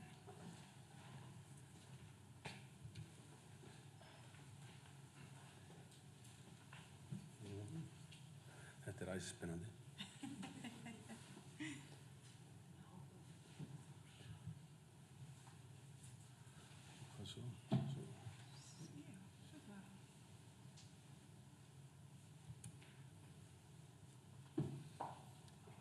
Jæja, komið nú öll sæl og blessuð. Gaman að vera hérna og takk fyrir boðið að koma hérna og tala þetta. Ég hef svona í gegnum starfið á Þingvöllum aðeins kynnst ICOMOS, bæði í gegnum matsnefndir þeirra sem hafa komið út af heimsminni umsóknum og svo önnur samskipti. Og þetta bara vel til fundið og bara flott hjá ykkur að ýta þessu máli áfram. Þetta alveg eitthvað sem maður heyrir mjög oft talað ICOMOS í öllu þessu stóra samhengi heimsminni og annað og það bara gaman að sjá Íslandsdeildina svona taka þetta föstum tökum og ýta þessu áfram. En ég ætlaði hérna að kannski þetta eiginlega byrjunin, svona fyrsta glæran. Að ég þarf svona mjög oft að klípa mig svolítið í handlegginn að minna mig á að ég vinna á þessum stað þar sem að neistinn kviknaði á milli Gunnars og Hallgerðar og Bökkum Öxarar. Og það sem var kristni var lögtekin eftir að Þorgeir skreið undan feldinum og það sem íslenski fáninn blakti í rigningunni 17. júní þegar við fögnuðum sjálfstæði.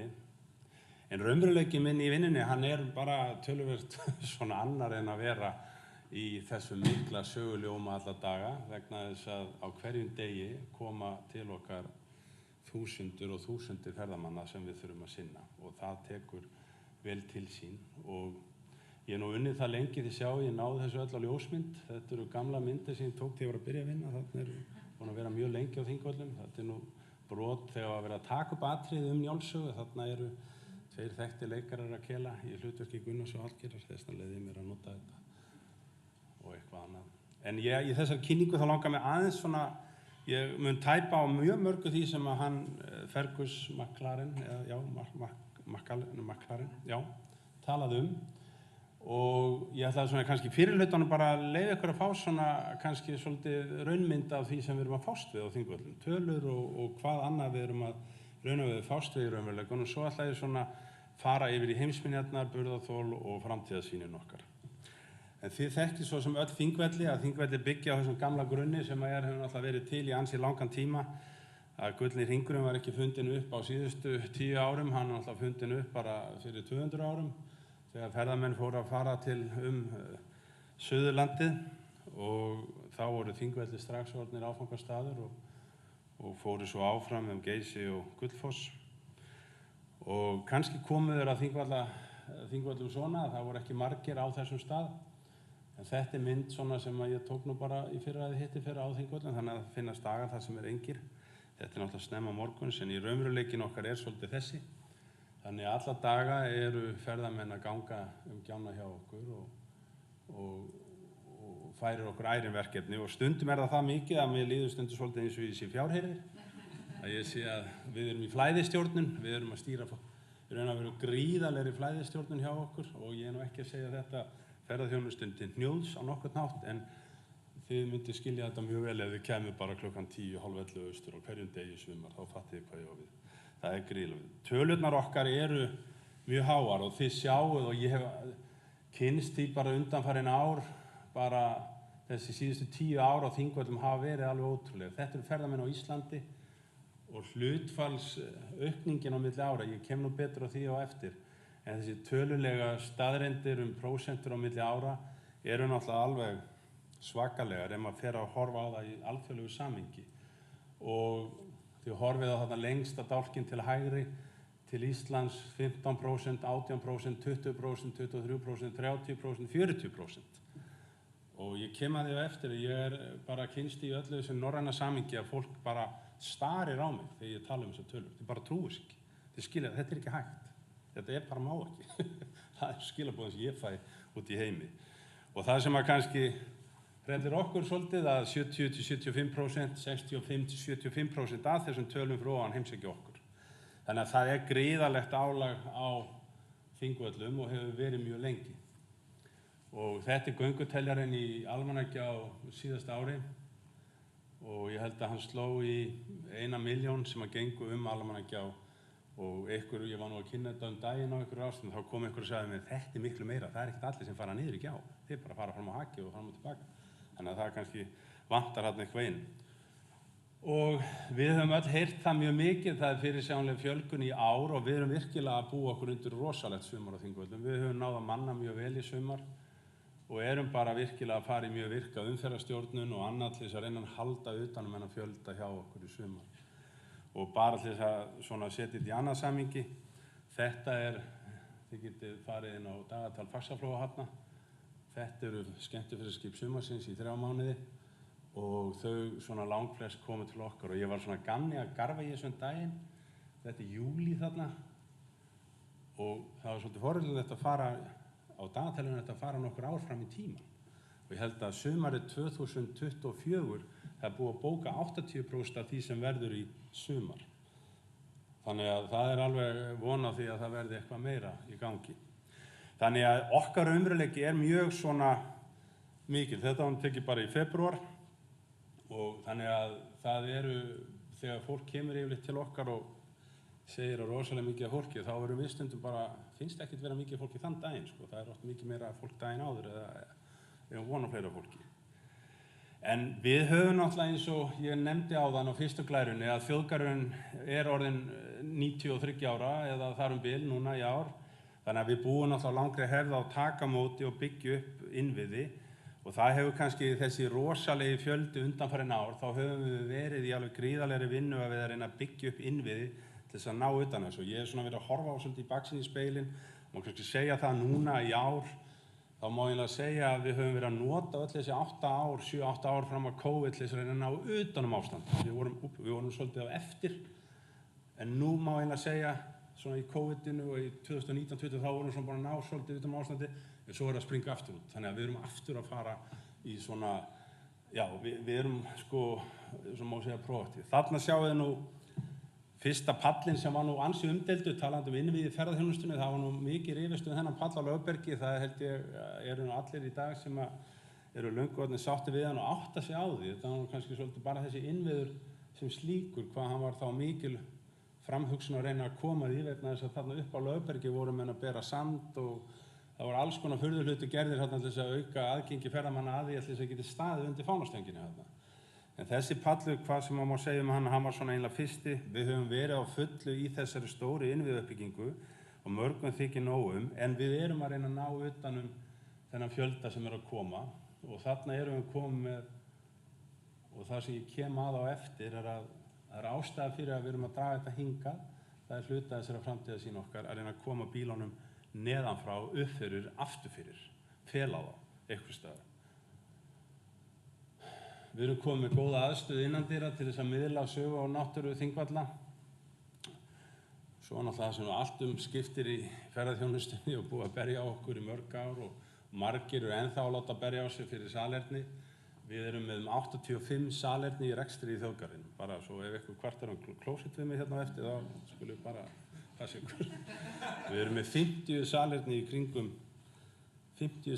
kringum Almannagjá, bara á þrengsta svæðinu. Þannig að við höfum svona virkilega tekið okkur saman í að laga innviðina þarna og ég tel að við séum bara á nokkuð góðum stað þó við getum alltaf gert betur hér og þar. Í fyrra gerðum þennan stíg sem við köllum Búðaslóðina, þar sem við vorum einmitt að reyna að draga fram fornleifar, Íslendingasögur, samspil fornleifafræði og jarðfræði og notum einnig til þess stafræna veruleika. Við erum hérna með virtual eða svona, hvað heitir það? 360 gráði á nokkrum stöðum og erum að bæta við 4 punktum í sumar. Þið getur prófað að skjóta á þetta ef þið viljið. Ef það er eitthvað með síma eða eitthvað kunna á QR-kóða þá hafið þið 5 sekúndur til þess að gera það. En þarna hoppið þið árið 1000 inn, ef þið kíkja á síman þá getið þið farið til Þingvalla árið 1000. Og þannig að við höfum verið í gríðarlegri mismunandi innviða uppbygging á Þingvallum til þess að reyna að vernda staðinn. Og ég get eiginlega sagt það bara að þessi innviður sem þið sjáu hérna, þið varla sjáu innvið. Hérna sjáu stíg, hérna sjáu línu og mörgum þykir kannski að það orðið verið að hindra aðgengi. Við höfum eiginlega farið þá leið að allar leiðir og gönguleiðir á Þingvöllum eru afmarkaðar og þetta gerir það verkum bara við sjáum aldrei fólk og ég get eiginlega sagt að þrátt fyrir allan þennan fjölda þá er eiginlega eins og Uggi Veit sem situr aftast þarna og Magga, fornleifafræðingur. Við höfum verið að ræða sérstaklega við Minjastofnun og Uggi hvort að við ættum að beita hluta af Almannagjá til þess að virkilega þess að að það er ekki gengið utan stíga hjá okkur. Þá vex yfir búðirnar og þær eru bara hverfa í sinn og svona verða bara sinnuna bráð. Þannig að það nú, þó að það sé svona mikill fjöldi, þá hefur okkur tekist með markvissri uppbyggingu á innviðum að standast álagið. Svo kannski tvennt sem að stingur svolítið núna undanfarin ár. Við erum bara til þess að sýna ykkur aðstæður sem við erum að fást við. Við erum alltaf þarna við jaðarhálendisins og eins og Inga Hlín nefndi að það er búið að reyna að lengja árið. Við erum bara, það er eilíft sumar hjá okkur með tilliti til ferðamanna. Það eru alltaf alveg nóg af ferðamönnum og það þarf hreinlega að loka vegum til þess að þeir koma ekki.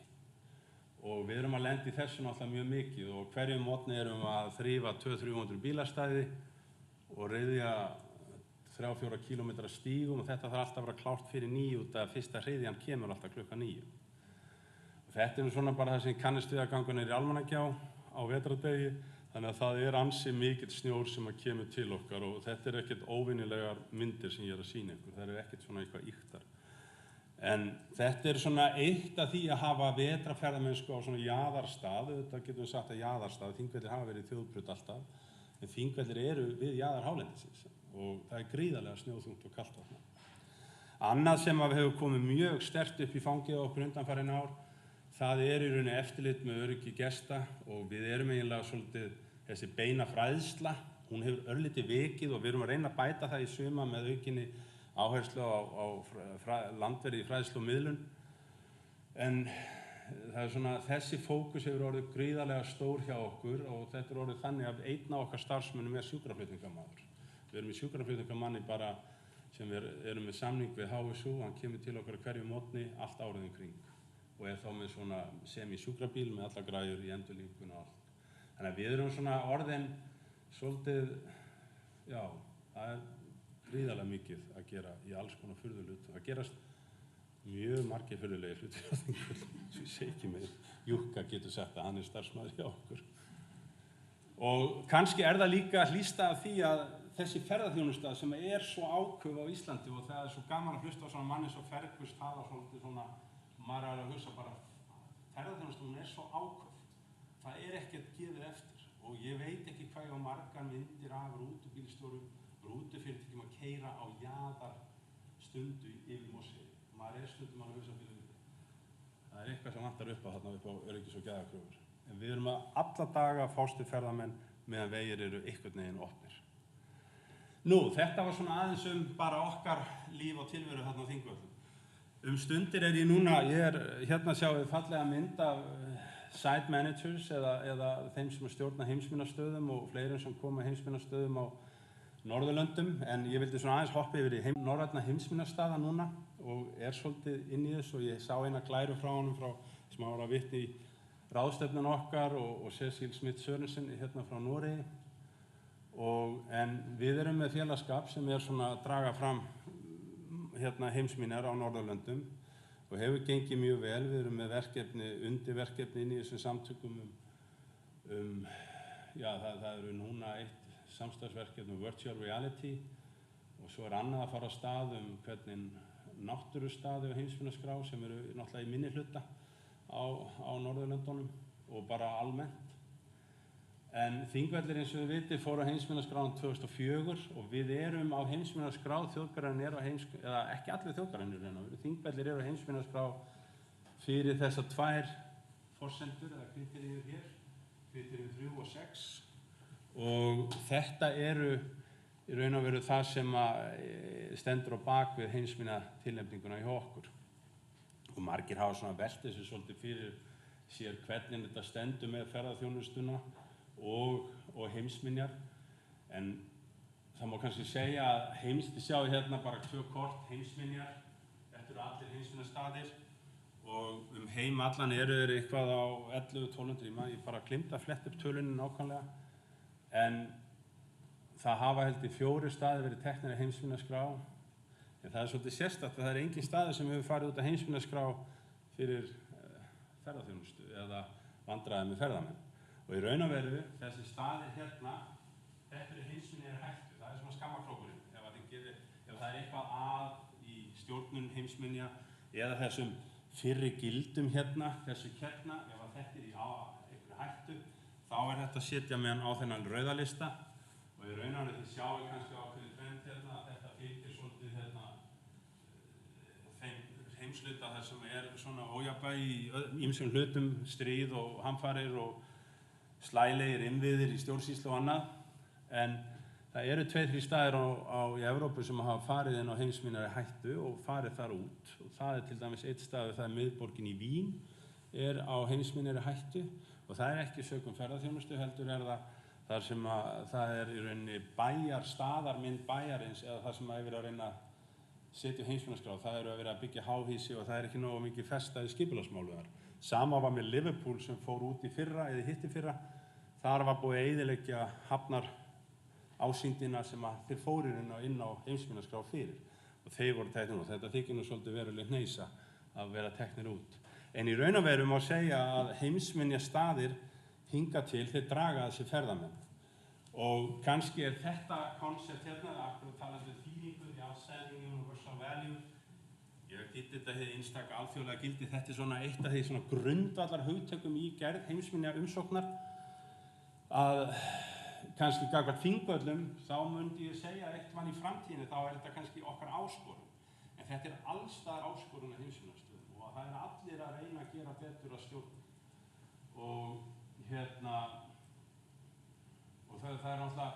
Og það eru til heimsminjastaðir sem vantar fleiri ferðamenn. Það sem vilja. Og svo vilja alltaf, ég fá svona örlítið meira. Það svona örlítið meiri diskant. En það eiginlega voðalega erfitt að segja, ég ætla bara að fá örlítið meira. Þú bara stýrir því stundum ekkert. Það þarf ekki nema einn áhrifavald á Instagram til þess að setja alltaf hliðina. En burðar, þol og þolmörk, það var svolítið gaman að hann kom inn á þetta. Við erum svolítið aktíft að hugsa þetta og það einn góður starfsmaður hjá okkur, Jóna Kolbrún, sem var að gera mastersritgerð og bara í vinnu hjá okkur. Og hún gerði svona grunnkönnun og við tókum 0 stöðu í COVID. Þannig að hún hljóp Þingvelli og var að taka spurningar við þá sem alla voru á staðnum, það voru svo fáir, og fekk þá svona svona upplifun. Svo erum við að reyna að endurtaka þessa könnun á hverju ári þar til við förum að sjá einhverja mismunandi breytur koma fram. Og við gerðum þessa könnun aftur síðasta sumar og það var nú ekki svo sem mörg svör, en það var strax farið að sjást, þetta upplifun gesta, það var mjög ánægðir, en það var strax farið að koma svona aðeins fram vísbendingur að það mikið af fólki eftir því sem fólki fjölgar. Og þetta kannski eitt af því sem rosalega þolmörk og burðarþol rosalega teygjanlegt hugtak. Og ferðamenn eru mismunandi. Þau geta flust til með samsetningu og gerð ferðamenna. Ég meina, þú getur verið með einhver frá Kína sem eru vanir því bara að vera í margmenni. Þeir bara taka ekki eftir, það bara allt fámenni þetta allstaðar á Íslandi. Þeir þú veist, fór skemmtiferðaskipa með móti púrismu. Þetta þessar dæmigerðu kontrastar í ferðaþjónustunni. En við erum sem sagt að vinna í þessu. Við erum svona að reyna að kemur inn í framtíðarsýninu okkar til þess að tryggja það að við getum hvað það heitir, notið Þingvalla til framtíðar. Og kannski það sem svolítið ekki áhyggjuefni, en eitt svona sem kveikti í mér fyrir nokkrum árum, það þessi, ef það að láta kveikti mér með línuriti, þá var þetta, gerðist á einhverju ráðstefnu. Þetta kom fram í vinnu sem var að vera að búa til það sem heitir sjálfbærni vísar ferðaþjónustunnar og þarna var verið að tala mögulegan fjölda til 2030 og hingað.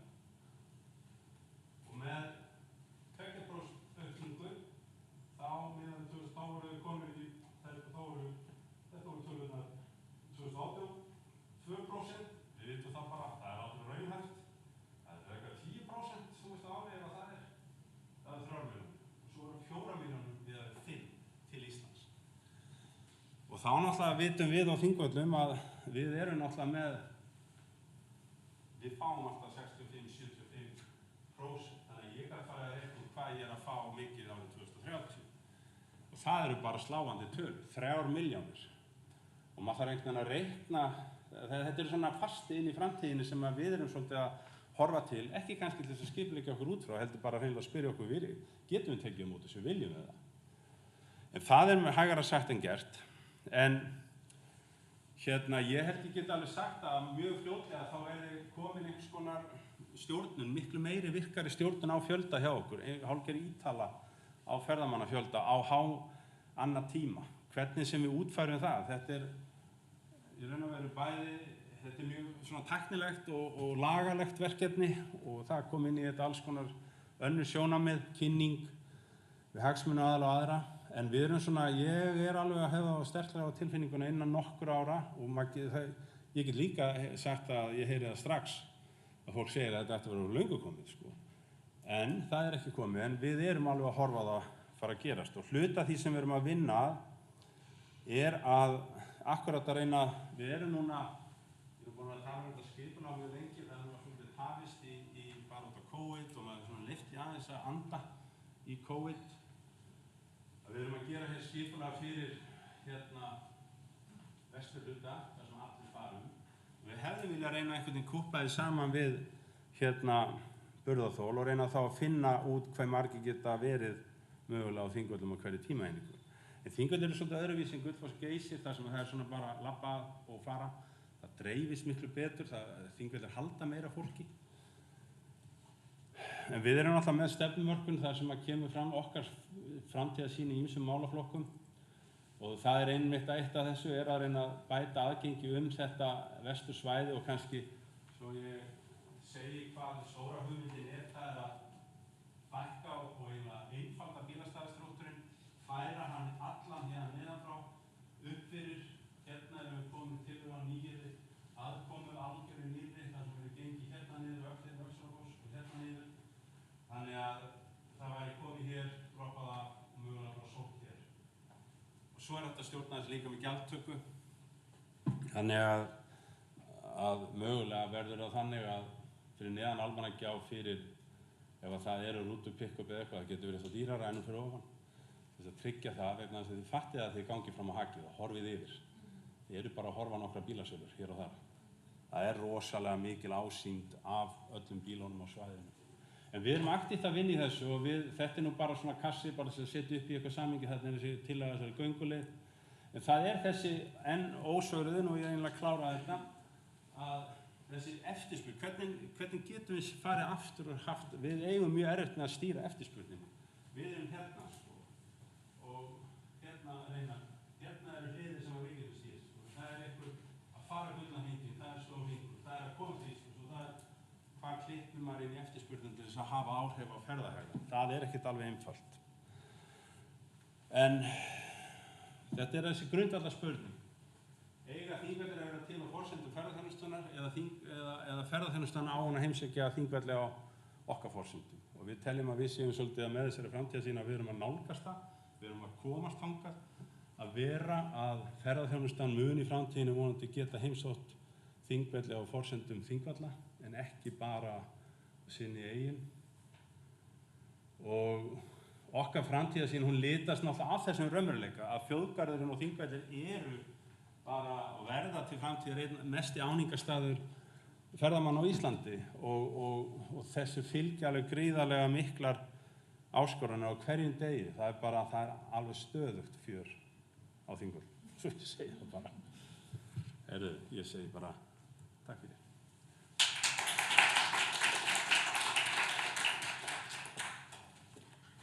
Takk fyrir þetta, Einar. Á einnig glærunni stóð hvað finnst Íslendingum Þingvelli? Ég sé bara bleikt þegar ég hugsa Þingvelli og tengi það bara við rómantík af því að þar fekk ég mitt fyrsta og eina bónorð. Þannig að þetta eru vissulega hárómantískur staður. Ég gleymdi að nefna nokkra punktum. Þetta er nefnilega eitt af því sem við erum að hvernig, maður heyrir þetta svo oft. Það er grunnurinn af Þingvelli. Það eru Íslendingar. Hvernig á maður að koma þeim inn í þennan massa? Við höfum til dæmis verið með þessa 50-dagspökkungur og öllum kvöldum þar sem við erum að reyna að lokka fólk og það virkar. Ef við tjáum þetta Já, sko kannski við ætlum að bara, það er eitt erindi eftir og nóteraðu spurninguna hjá þér að ég ætla að hleypa Berglindi að og svo höfum við smá umræður að erindi loknu.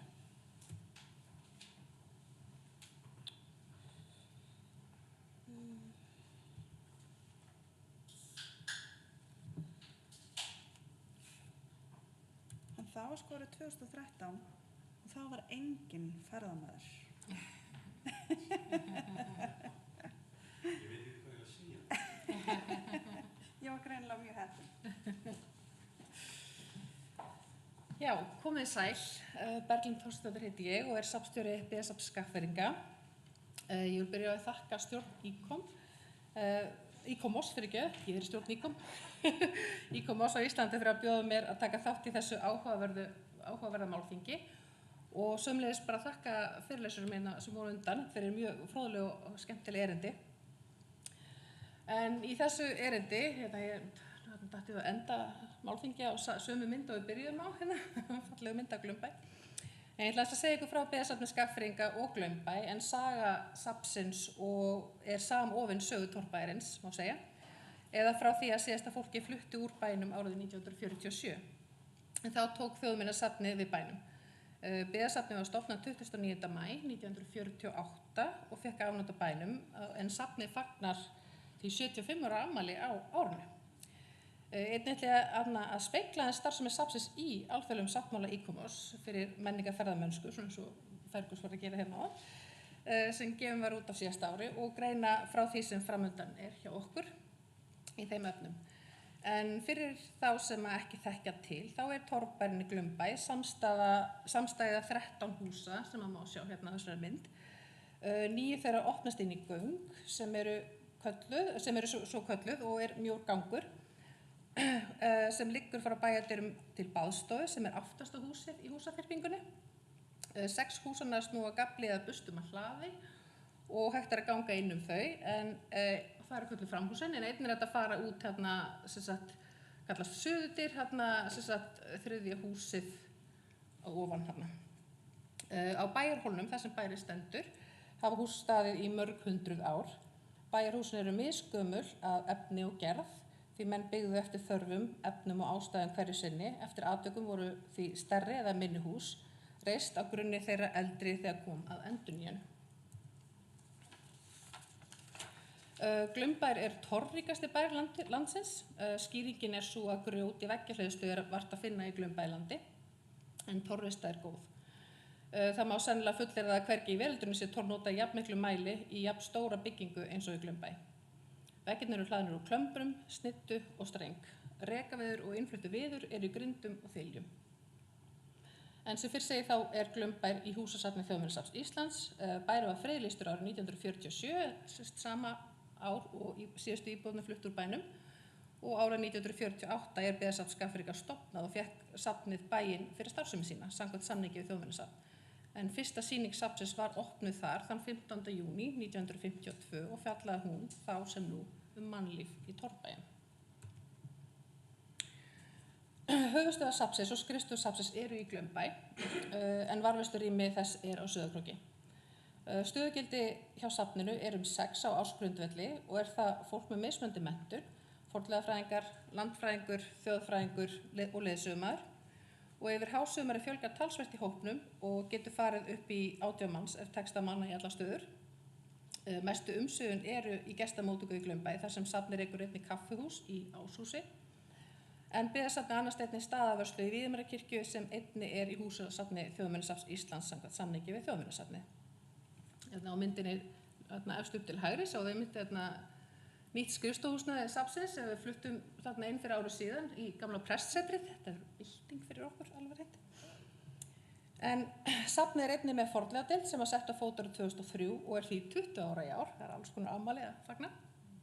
En hún stendur fyrir og stuðlar að rannsóknum á menningarminjum í Skagafirði og víðar. Vegna samkeppnisumhverfis fornleifarannsókna á Íslandi rekstur deildarinnar fjárhagslega aðskilin frá safninu og fjárumsýsla hennar ekki tengd annarri starfsemi þess. Fornleifadeildin ekki fremur safnið í hagnaðarskyni. Hún rekin á styrkjum og útseldri vinnu, en við teljum að starfsemi deildarinnar hafi skipt verulega máli fyrir fagleg störf safnsins og ímynd þess og hefur það styrkt til fjölbreyttari rannsókna og faglegrar úrvinnslu og betri minjaverndar. Safnið einnig Fornmerkaskólann á sínum snærum, samstarfsverkefni safnsins, Fjölbrautaskóla Norðurlands vestra og Háskólans á Hólum. Fornmerkaskólinn stendur fyrir námskeið í fornu handverki, einkum torf- og grjóthleðslu og grindasmíði. Byggðasafn Skagfirðinga viðurkennt safn og starfa samkvæmt siðareglum alþjóðlegra safna ICOMOS og með það að leiðarljósi. Starfsemi safnsins fylgir stofnskrá og safnstefnu og eins og hún skilgreind í samnefndu gögnum þar sem skilgreind eru markmið safnsins og stefna í söfnun, varðveislu, rannsóknum, miðlun og safnfræðslu. Áhersla lögð á rannsóknir og miðlun upplýsinga áþreifanlegar og óáþreifanlegar heimildir menningararf héraðsins, einkum byggingararf og mikilsverðar lífsháttabbreytingar. Ég setti heimsóknartölur í mér líður ekki mikið betur með mínar tölur eftir að sjá þó að þetta hafi nú bara verið þó nokkuð mikið. En starfsemi og umsvif safnsins hafa farið stigvaxandi undanfarin ár. Samhliða því hefur gestafjöldi þess einnig farið vaxandi. Og má sjá bara allavega síðastliðin 7 ár svona hvernig þetta dreifist. Það hefur náttúrulega bara verið mikill fjöldi síðastliðin ár en kom svo náttúrulega dífa 2020 út á svolítið og svo voru heimsóknartölur í fyrra hærri en nokkru sinni áður eða 65.437 manns. Þar af eru 59.509 í Glaumbæ. Við teljum náttúrulega gesti Víðimýra kirkju einnig sem gesti safnsins, þar sem við tökum móti þar líka. Það hljómar vissulega eins og aldrei hafi fleiri heimsótt Glaumbæ, en það kannski ekki alveg alls kostar rétt. Heldur þetta meðal annars vegna þess að safnið lokaði nýlega safnsvæðinu á opnunartíma safnsins. Og nú þarf því að greiða aðgangseyri til að komast inn á lóð safnsins í staðins að borga aðeins fyrir aðgengi að sjálfum gamla bænum. Það hefur alltaf legið fyrir að talsvert fleiri hafa heimsótt Glaumbæ í gegnum tíðina, en gestatölur hafa gefið til kynna. Þar sem algengt er að fólk kæmi á safnsvæðið án þess að borga sig inn, auk þess að fólk kemur á öllum tímum, allt árið kring, utan auglýst opnunartíma safnsins og því ljóst að raunverulegur fjöldi allt nokkru hærri en jafnvel nýjustu tölur gefa til kynna. Lokun safnsvæðis var einmitt gerð út frá varðveislusjónarmiðum til að bæta aðgangsstýringu yfir háannatímann. Það hefur einnig gert það að verkum hægt að opna bæinn í báða enda og hleypa fólki gegnum húsið án þess að fólk þurfa að ganga hringi inn í bænum og mæta síðan í þröngum bæjargöngum með tilheyrandi óþægindum og auknu álagi og sliti á sjálfum bænum. Varðveisla bæjarins alltaf í fyrirrúmi hjá starfsfólki safnsins og sérstæða torfbæjarins, eiginleikar torfsins og hverfandi handbragð við torftöku og torfhleðslu alltaf hluti af leiðsögnum safnvarða. Sumar starfsfólk fær handbók safnsins sem inniheldur meðal annars upplýsingar fyrir leiðsagnir og þau atriði sem hægt að miðla til gesta. En áður ég tók saman þessar upplýsingar fyrir erindi ræddi ég við forvera minn í starfi sem ég tók við af fyrir 5 árum síðan, hana Sigríði Sigurðardóttur eða Sirrí eins og alltaf kölluð, en hún var safnstjóri byggðasafnsins í 30 ár. Mér lék forvitni að heyra hvernig þetta horfði við henni, það varðveislusjónarmið versus ferðaþjónusta þegar hún tók við og á þessum árum sem hún hafði umsjón með safninu og bænum. En hún tók við umsjón safnsins árið 1987, en þá var ástandið á bænum og safninu ekki gott. Hún var raun beðin að koma aðstæðum í lag í 50% starfshlutfalli, en hún var starfsmaður Þjóðminjasafnsins áður en hún hélt aftur heim til Skagafjarðar og fékk áfram mjög góðan stuðning frá þeim. Á þeim tíma höfðu nágrannar tekið á móti gestum yfir sumarmánuðinn og einkum einn nágranni séð að slá þekjuna, tróða í göt og annast ýmis önnur viðvik. En þá hafði í raun og veru ekki neitt eiginlegt safnastarf átt sér stað árabil. En umsýslan umherða bæjarins hafði á tíðum verið álitin hálfgerð kvöð á heimafólki. Sirrí greip til ýmissa ráðstafana til að hlífa gamla bænum með auknum átróningi. Til dæmis lét hún setja striga í öll herbyggi gamla bæjarins þar sem ekki eru fjalir til að hlífa gólfinu sem var að gangast niður. Einnig lét hún helluleggja forstofuna þar sem stór hóla var til í gólfinu. Einnig var hellulagt fyrir utan bæinn þar sem hólur og rof í grasverði hefði myndast vegna átróðnings. Þá greip Sirrí einnig til þess að takmarka fjölda fólks inn í bænum hverju sinni við 35-40 manns. Þarna sjáðu einmitt Sirrí þegar hún að kveðja safnið og samt sérstökum hollvinum safnsins. En svo sjáðu þið líka strigan á gólfinu og hellilega forstofuna og fyrir utan. En svo náttúrulega líka standaði fyrir utan timburhúsin sem að 19. aldar timburhúsin sem hún lét annars verið endurgera og endurbyggja á safnsvæðinu sem náttúrulega stórbætti alla aðstöðu. Þannig að það gerist mikið á þessum 30 árum heldur betur. Með árunum og fjölgun ferðamanna sem heimsækja Glaumbæ hefur verið haldið utan hópabókanir en með því hægt að stýra betur fyrir gesta, bæði gestum og gamla bænum til góðs. Til að mynda eru bókanir fyrir árið 2023 orðnar rúmlega 17.000 talsins. Þarna sjáum við kort af svæðinu og litla húsið sem við komum fyrir sem við köllum Garsenda því það er endan á garðinum. En þetta var tiltölulega einfalt í útfærslu. Torfgarðurinn var til staðar, það hefur þegar búið að setja hann upp, þannig að við þurftum bara starfsmenn sveitafélagsins byggðu þetta fína hús fyrir okkur og Helgi sig hjá Fornmerki tyrði þakki, þannig að fellur ágætlega umhverfinu. En og svo bara settum við hlið og það var það sem við eins og við þurftum að gera. Þannig að núna fara allir gestir í gegnum húsið og safnbúðina þegar þeir eru að fara heimsækja svæðið. Svo bara þegar við lokum í enda dags, þá bara opnum við hliðið og það í raun og veru opið sem sagt utan auglýsts opnunartíma.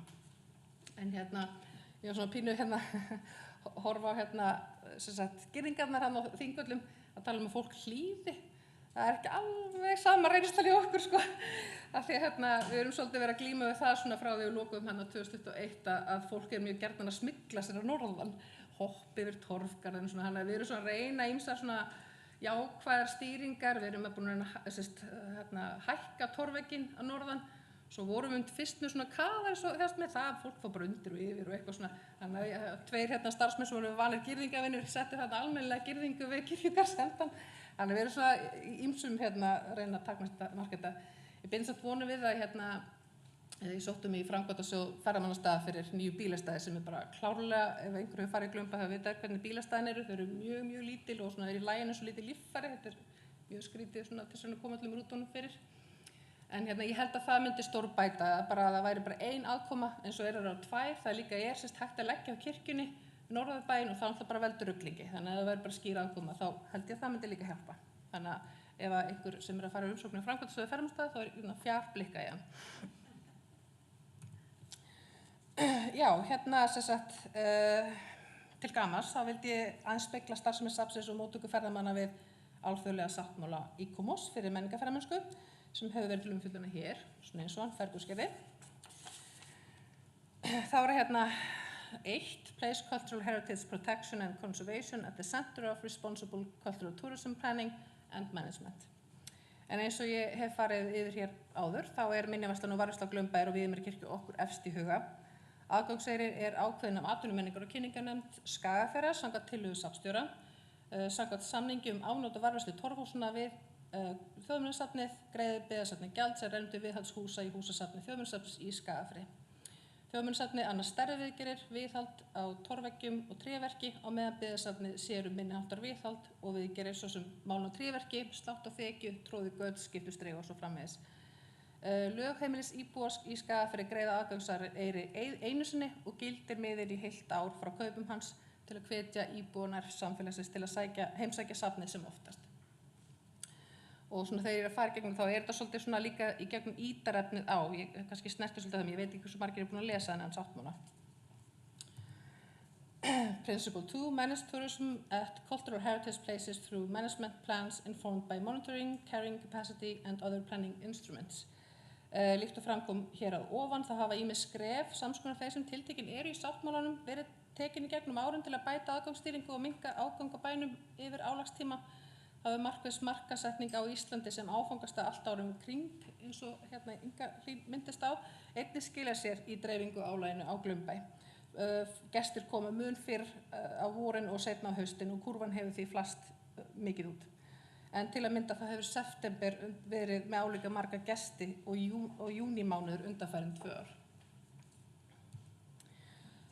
Enhance public awareness and visitor experience through sensitive interpretation and presentation of cultural heritage. Eins og ég farið yfir hér áður þá er okkur mikið í mun að fræða og gefa sem raunsannasta mynd af sögu torfhúsanna, fólksins sem þar bjó og ekki síst torfarfsins. Sýningin Mannlíf í torfbæjum er upphaflega frá árinu 1952 og hefur gengið gegnum nokkrar gagngerar endurbætur. Sýningin gefur þá góða innsýn í líf fólks á fínni heimilum hér áður fyrr og fá gestur okkar óspart að heyra að þetta hafi nú ekki verið hefðbundið íslenskt heimili þó margir gripir sem þar eru til sýnis hafi verið til á flestum heimilum. Safnverðir klæðast 19. aldar fatnaði við störf sín til að auka áhrif sanngildis fyrir gestina og safnverðir fá handbók með efni fyrir leiðsagnir og fjölbreyttan fróðleik sem þeim er ætlað að miðla til safngesta. Undanfarin ár hefur verið í samstarfi við Skottu kvikmyndafélag að taka upp efni til að miðla í 360 gráðu sýndarveruleikagleraugun og þannig miðla óáþreifanlegum menningararfi, svo sem baðstofulestri, rýmnakveðskap, margs konar heimilisiðn og verkum, svo sem strokkun og smjöri, heyskap og fleira. En úr því var sýndarveruleikasýningin Torfbærinn heimili og vinnustaður sem var til sýnis í Glaumbæ í fyrra. En hún er áfram í boði fyrir skólahópa og einnig gesti með hreyfihömlum. En það er einmitt, við því miður erum ekki mjög góð í þeim efnum að taka á móti fólki með hreyfihömlum bara vegna húsanna og aðstæður eru bara, þeir eru ekki góðar til að taka á móti fólki sem notast í hjólastól. og það framtíðarmarkmið að koma betur til móts við þá hópa á komandi árum og einmitt ýmis tækifæri til þess með notkun stafrænnar tækni. Að sjáu þeim frá því gestum okkur sem voru í glerunum í fyrra og eru nokkur svona svipmyndir úr sýndarveruleikunum. Principle 4, recognize and reinforce the rights of communities, indigenous peoples, and traditional owners by including access and engagement in participatory governance of the cultural and natural heritage commons used in tourism. Í gildandi safnstefnu 2019-23 lögð sérstök áhersla á mikilvægi þess að leggja ræktið og efla tengsl safnsins við nærsamfélagið með markvissum hætti. Það gert meðal annars með því að ná til barna og ungmenna og fjölskyldufólks, til þess með því að standa fyrir viðburðum og vera sýnilegri á samfélagsmiðlum. Við höfum gefið út myndskreytta barnabók og gefið til skólana á svæðinu. Við tökum einnig á móti skólahópum á vori sem og fyrir jólin og stundum þess á milli og eigum í góðu samstarfi ýmis félagasamtök sem sinna menningararfinum, svo sem þjóðbúningahópunum Pilsafitt. Við höfum fundið fyrir því að fólk í nærsamfélagi sækir safnið ekki mikið yfir sumarið þegar ferðamennirnir eru sem flestir. Þess í stað erum við með nokkra viðburði yfir vetrarmánuðinn sem eru gríðarlega vel sóttir af heimafólki, til dæmis í tengslu við vetrarfrí grunnskólana, hrekkjavöku þar sem gamli bærinn fyrir hræðilegan búning og sagður eru skaffiskar draugasögur í báðstofunni. Svo sjáum við það er svo skuggalýsur sem sennilega ábæjarskotta síðast mér. Eða á rökkugöngu fyrir jól sem fyrir löngu orðin ómissandi hluti af aðventu margar skafninga. Og sjáum við svona, nokkrar svipmyndir frá myndabókin okkar. En annar þáttur sem þykir alveg sérstaklega dýrmætt í hlutverk Byggðasafnsins og getur vissulega talist til ákveðna sjálfbærni, en það uppeldishlutverk þess. Til fjölda ára hefur Byggðasafnið og Glaumbær verið vinsæll vinnustaður á meðal ungmenna í Skagafirði.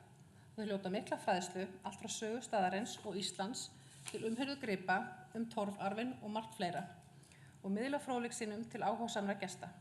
Margt starfsfólk kemur ár eftir ár og margir hverjir hafa kosið að mennta sig í fræðasviðið kynntust og áhugi kviknaði hjá þeim í Glaumbæ, til dæmis í fornleifafræði, þjóðfræði og margir þeirra einnig flutt aftur heim og ráðu sig aftur til vinnu hjá safninu. Þannig að það mjög jákvætt. Principle 5, raise awareness and reinforce cooperation for cultural heritage conservation among all stakeholders involved in tourism. Tekið tillit til þessara þátta hjá safninu og það í fjölbreyttu samstarfi ýmis ferðasamtök og söfn og fleiri aðila. En fram kemur í stofnskrá safnsins að safnstjóri skuli hafa sérfræðimenntun á sviði minjafræði sem að tengsl hafa við þjóðminjavörsluna, svo sem þjóðfræði, sagnfræði, fornleifafræði, safnafræði, listfræði eða aðra greinar menningarsögu. Principle 6, increase the resilience of communities and cultural heritage through capacity development, risk assessment, strategic planning and adaptive management. Ítarefni í þessum þætti svolítið talað einmitt áhrifin af COVID og heimsfaraldrinum þegar kom svona högg á þegar ferðafólki rétt sig hverfa. En þessi þættir snerta nokkrum áðurgreindu þáttum, en einnig stafrænni þróun sem hafin var fyrir tilkomu heimsfaraldurs COVID. En tók þó nokkur stökk við það hjá okkar safni ekki síður en annara. En þá vann safnið einmitt að samfélagsmiðlastefnu og stórjók miðlun á veraldarvefnum, einnig endurnýjaði safnið heimasíðu sína og var myndklippur í fyrrnefnda sýndarveruleikasýningu. En þrátt fyrir að tölur gestakomur hafi hríðfallið á meðan faraldurinn stóð, var aldrei dauð stund. Tímið var notaður í alls konar miðlun, mikið innra starf og heilmikið viðhald á safnasvæðinu sem og undirbúning fyrir lokun safnsvæðisins. Svo kemur Principle 7, Integrate Climate Action, og ég verði eiginlega að minnast á, þetta svo skrítin mynd, svo stutt sem þetta var, en bara svona þurfti maður að glíma við þetta, hvernig maður að stýra fólki í gegnum bæinn og þess að vera innan við 2 metra við aðra og eitthvað svona, þetta var heilmikil áskorun. So Principle 7, Integrate Climate Action, Sustainability Measures in the Management of Cultural Tourism and Cultural Heritage. Í gildandi safnstefnu Byggðasafnsins umhverfisstefna safnsins sem tiltekur að Byggðasafn Skagfirðinga ætla að huga að umhverfismálum á næstu árum með sjálfbæra þróun að leiðarljósi í starfsemi sinni og leggja sitt af mörkum til að vinna í meiri sátt við umhverfið. Markmiðið að setja skýrari verkreglur og tryggja að allir vinni saman í átt að sama markmiði. Draga úr sorpúrgangi og sóun af ýmsu tagi og auka endurvinnslu. Þá verða vistvæn innkaup innleidd en vistvæn innkaupa hegðun dregur úr óþarfa neyslu og hvetur til endurnýtingar og samnýtingar. Leitast verður við að kaupa vörur sem eru síður skaðlegar heilsu manna og umhverfi. En nú markmið að taka þetta skrifinu lengra. Byggðasafnið hóf nýlega þátttöku í samstarfsverkefni sem styrktir af Nóra, ásamt Lofótur Viking Museum í Noregi, Kujata UNESCO National Park í Grænlandi og Kælen Loch Lars Community Trust í Skotlandi. Verkefni nefnist Viking Networks and Young Adults og byggir á sameiginlegri arfleifð landanna þriggja, sögu umræddra svæða og minja frá 11. öld, en sameiginlegt markmið safnanna að finna lausnir við þeim áskorunum sem felast í sjálfbærri ferðamennsku og eflingu afskekktra svæða og byggða. Þá ætlunin meðal annars að kortleggja kolefnisspor safnsins beint og óbeint með móttöku ferðafólks, íhuga markasetningu með tilliti til fjarlægðar, orkumál og fleira. Þá gefst þetta tækifæri til að koma því að framfæri einstökum eiginlegum tortbygginga þegar kemur að sjálfbærni og kolefnisfótspori, en þau eru yfirleitt nær öllu leyti úr náttúrulegum efnum sem aflað úr nágrenninu og þegar þau loks falla verða þau hluti af umhverfinu á ný. Hérna svona myndir frá þessum samstarfsaðilum og svo hérna sjálfbærni stjarna hjá ICOM sem hægt að skoða þegar maður er í þessari vinnu. Já, þá bara takk fyrir.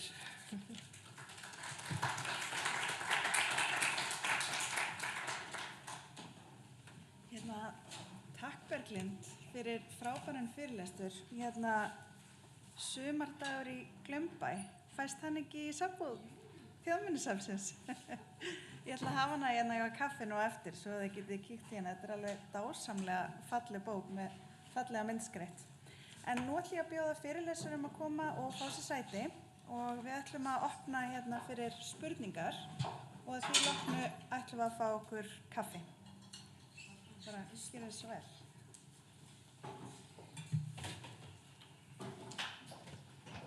Er einhver með spurningu tilbúna? Kannski nokkrar spurningar sem hafa komið. Já, bara alveg.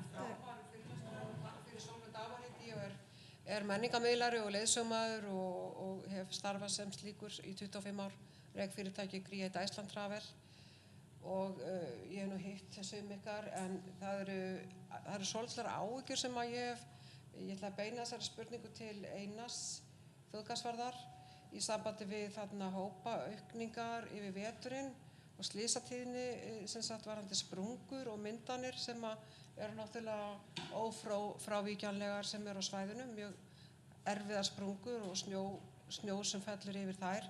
Þannig að mér langaði að spyrja því í sambandi við þessa dreifingu yfir veturinn, hvernig ætlar að takast á við þessar slysahættur af því að það eru líka einstaklingar sem eru einir að ferðast sem geta jafnvel bara týnst og finnast ekki fyrir að vori og ég segi það bara hér og nú, þetta eru hættur. Það þarf að samtvinna á milli okkar leiðsögumanna líka því að stundum þurfum við að keyra af stað með hópa á þess að vera búin að finna altså ferðamenn sem hafa ekki skilið tungumálið. Ég lendi persónlega í því daginn. Þar týndist einn og var komin lengst upp á veg í áttina að Kárastöðum af því að hann hélt hann ætti að fara samkvæmt iPadi sem er svona sem við notum í ferðaþjónustustundum til að létta þeim lífið að skilja að hann var komin næstum upp á veg upp að Kárastöðum.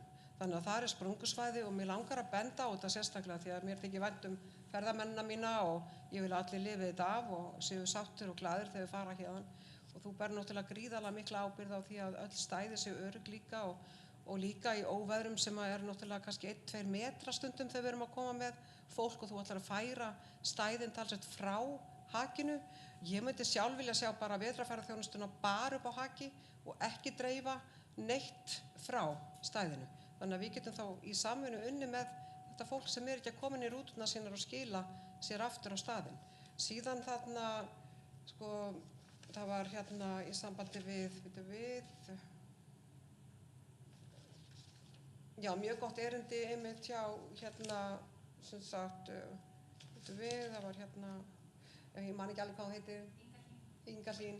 Það er einmitt yndislegt að sjá hvað öll þessi færni sem þín að skila okkur þekkingu og við sem erum bara starfsmenn í þessum geira í ferðaþjónustunni. Ég lærði líka menningatengda ferðaþjónustu hjá Eggerti Þór Bennasinni, heitnum mínum prófessor. Þannig að það er gríðarlega margt sem að ég það fer í gegnum mig sem grafískur hönnuður líka að ég myndi vilja sjá sem dæmi, bara því ég má líka koma með pínlitlar hugmyndir, það ekki?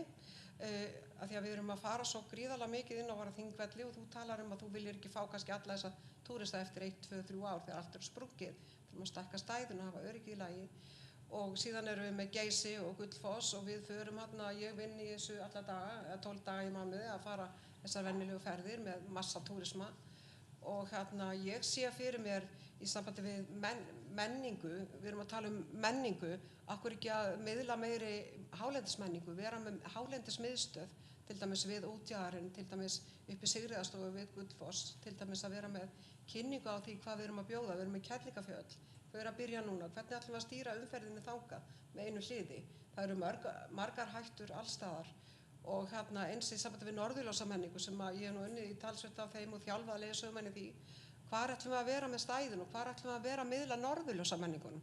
Ég sé það hvergi í kynningunni, hvernig við ætlum að takast á við það að minnka til dæmis bara auka vægi norðurljósa sem menningarminja líka, af því að tungumálið er menning, umferðin er menning, Þingvellir er menning, það er svo gríðarlega margt sem að gleymist. Ég myndi vilja dreifa til dæmis gullhringnum á minnstakosti 2 aðra staði, til dæmis Brúarhlöð, tökum það sem dæmi, reyna að dreifa fólki meira inn á annað svæði, ekki bara Keri sem farið að rukka eða Faxa sem farið að rukka. Og hvert ætlum við að stýra þessari ferðaþjónustu í sambandi við menningarminjar á gullhringnum. Síðan Vesturland líka sem ég myndi gjarna vilja leggja fram sem spurningu. Hvernig getum við fært okkur þangað? Það er kaffispjall á eftir, þannig að það er nægur tími til að taka fleiri spurningar. Er einhver sem þú vilt beina þessu sérstaklega til? Var það Einar? Ég sitt í sjónkunni. Já, þú sitt í sjónkunni. Já, ég heyri öll í mig bara. Þetta er aðalega að hugsa á netinu. Já, ég get alveg brugðist við þessu, Þetta sem þú ert að segja með vetrarferðamennsku, þetta er ekkert, þú þarf ekkert að hvetja okkur, í þessu. Við erum með augun opin alla daga þarna og við erum í því að pikka upp ferðamenn hér og þar og hjálpa og koma ströndum, það er nánast ég ætla ekki að segja á hverjum degi, en það er bara mjög oft að það er fólk að tínast hjá okkur. Þetta er svona einn af þessum stöðum þar sem að menn tínast. Það er að samfinna vinnun á milli okkar. Jú, og við erum búin að gera, það er svona spurning hvernig maður nær til allra og við erum alveg opin í allt það samtal. En ég get alveg sagt þér að til dæmis það hafa komið og þetta með að skilja fólk eftir, það er ekkert að því að gera það 6 mánuði ársins þegar það er hlýtt. En ég hef lent í því að finna fólk sem er týnt og rútan er komin að Geysi. Ekki síðustu ferðinni. Já, ég er bara að segja það sem ég hef upplifað þarna, að það má bara ekki gerast að ferðaþjónustaðali skilji ferðamenn eftir í blindbil á Þingvöllum sem eru kannski frá Asíu. Og ég hef lent í því og við höfum komið fólki til lífs bara út af því að ferðaþjónustaðalinn, hann bara ákveður að bara beila á þau. Og við erum mjög vakandi yfir þessum hluta. Varðandi það að, mér finnst þetta ágætis bara innleggi okkar umræði í skipulaginu, en í raun og veru sitjum við kannski frammi fyrir því að það náttúrulega mun jafn mikið aukast yfir sumarið. Þess vegna er þessi hringleið hjá okkur hugsuð. Ég er að tala samstarf á milli okkar, þannig að þetta öryggi verði betra. Þannig að þú takir við fólki, jafnvel í síðustu ferð okkar, við komum ekki aftur þennan daginn, hver tekur við þessum einstakling?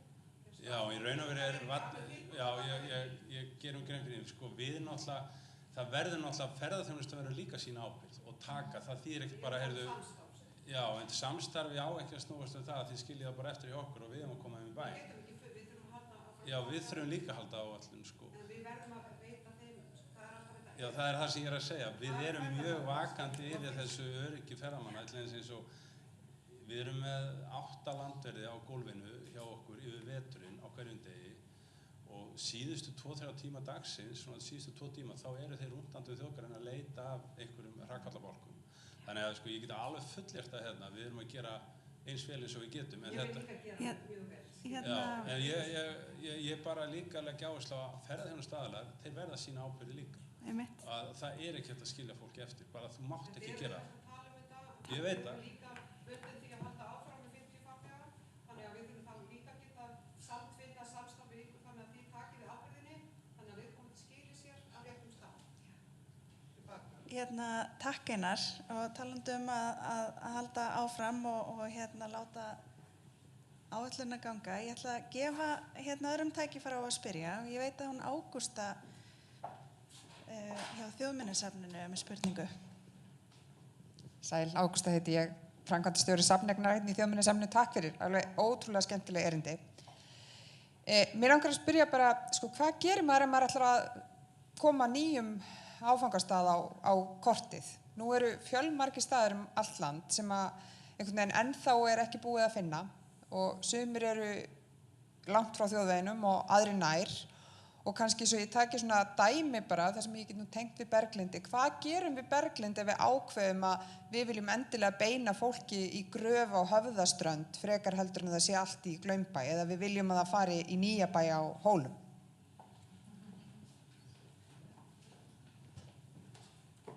Ég er með mjög einfalt, svona kannski kersknislegt svar. Byggðu svona 10 klósett og syndu þeim. Það bara mjög einfalt. Ég segi, ef þú vilt ná árangri, þá skaltu hafa þessa hluti í lagi.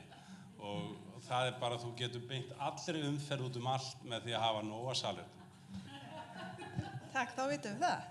Það önnur spurning. Já, ég heiti Einar Skúlason.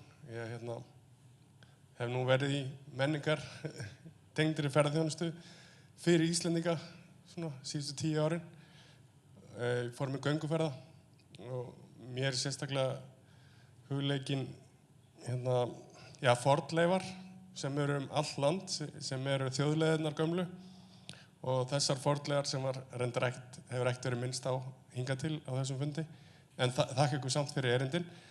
Það eru svo sérstakar þessar fornleifar, það sem sérstakt við þær er að ef þær ekki notaðar þá hverfa þær. Þetta einu fornleifarnar sem ég veit sem að þarf að nota markvisst og þola heilmikinn ágang af því að þetta er svona uppskriftir sem að bestu leiðum yfir allt árið sem hafa þróast í gegnum aldirnar og þess að þola er svona oft betri ágang og meiri ágang heldur en tilbúnar gönguleiðir í dag sem er búna til. Þannig að Ingalín til dæmis, þú myndist á Austurland og ég gerði mig grein fyrir því að kannski var ekki fjallað allt sem kemur fram, en ég sá á kortinu þá að fjallað svona sögustaði eða slóðir og fór að veltaði fyrir mig hvort að væri ekkert verið að spá í þjóðleiðirnar gömlu. Annað með Þingvelleinar, ég var að veltaði fyrir mér með þessar fjöldatölur og kannski svaraði þessu á einhverju leyti, en mér langaði samt að spyrja, er hugmyndin að reyna að halda fólki innan þinghelginnar eða hvernig líst ykkur á ef að helmingur fólksins fer að fara inn á Skógakoti og bara allan þjóðgarðinn og jafnvel allavega Arnarfelli, hvernig sérðu það fyrir þér? Væri það vandamáli eða væri það þægilegt að dreifa fólkinu betur?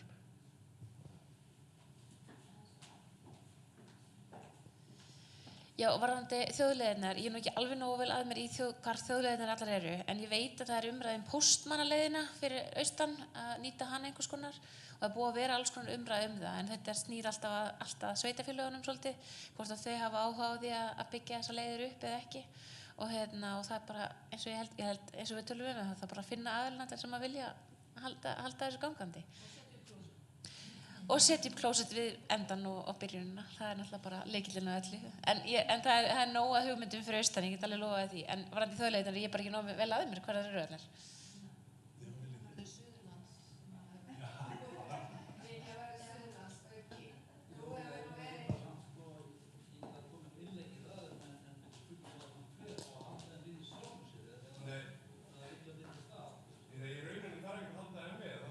Athygli á þeim, það þarf bara að vekja athygli á þessum gömlu leiðum og til að bjarga þeim og þær eru út allt og þar á meðal og gömlu þjóðleiðirnar voru notaðar sem póstleiðir og þær eru, ég held að þessu líklega 2000 gamla leiðir, svona þjóðleiðir á Íslandi og þetta það sem ég svona að spyrja inn í þessu öllu saman.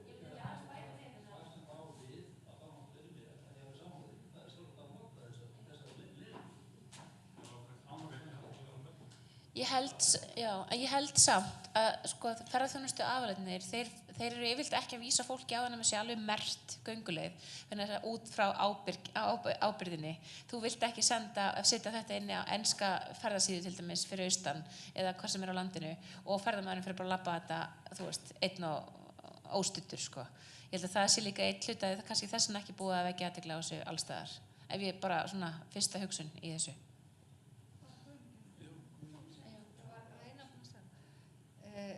Já, ég kannski, mér langar aðeins til þess að taka upp hérna frá þeim sessunautum mínum nokkur atriði sem að tengjast og kannski svona beina sjónum að því hvert viðfangsefnið og það það sem Einar nefndi sem spurninguna sko á hvað forsendum.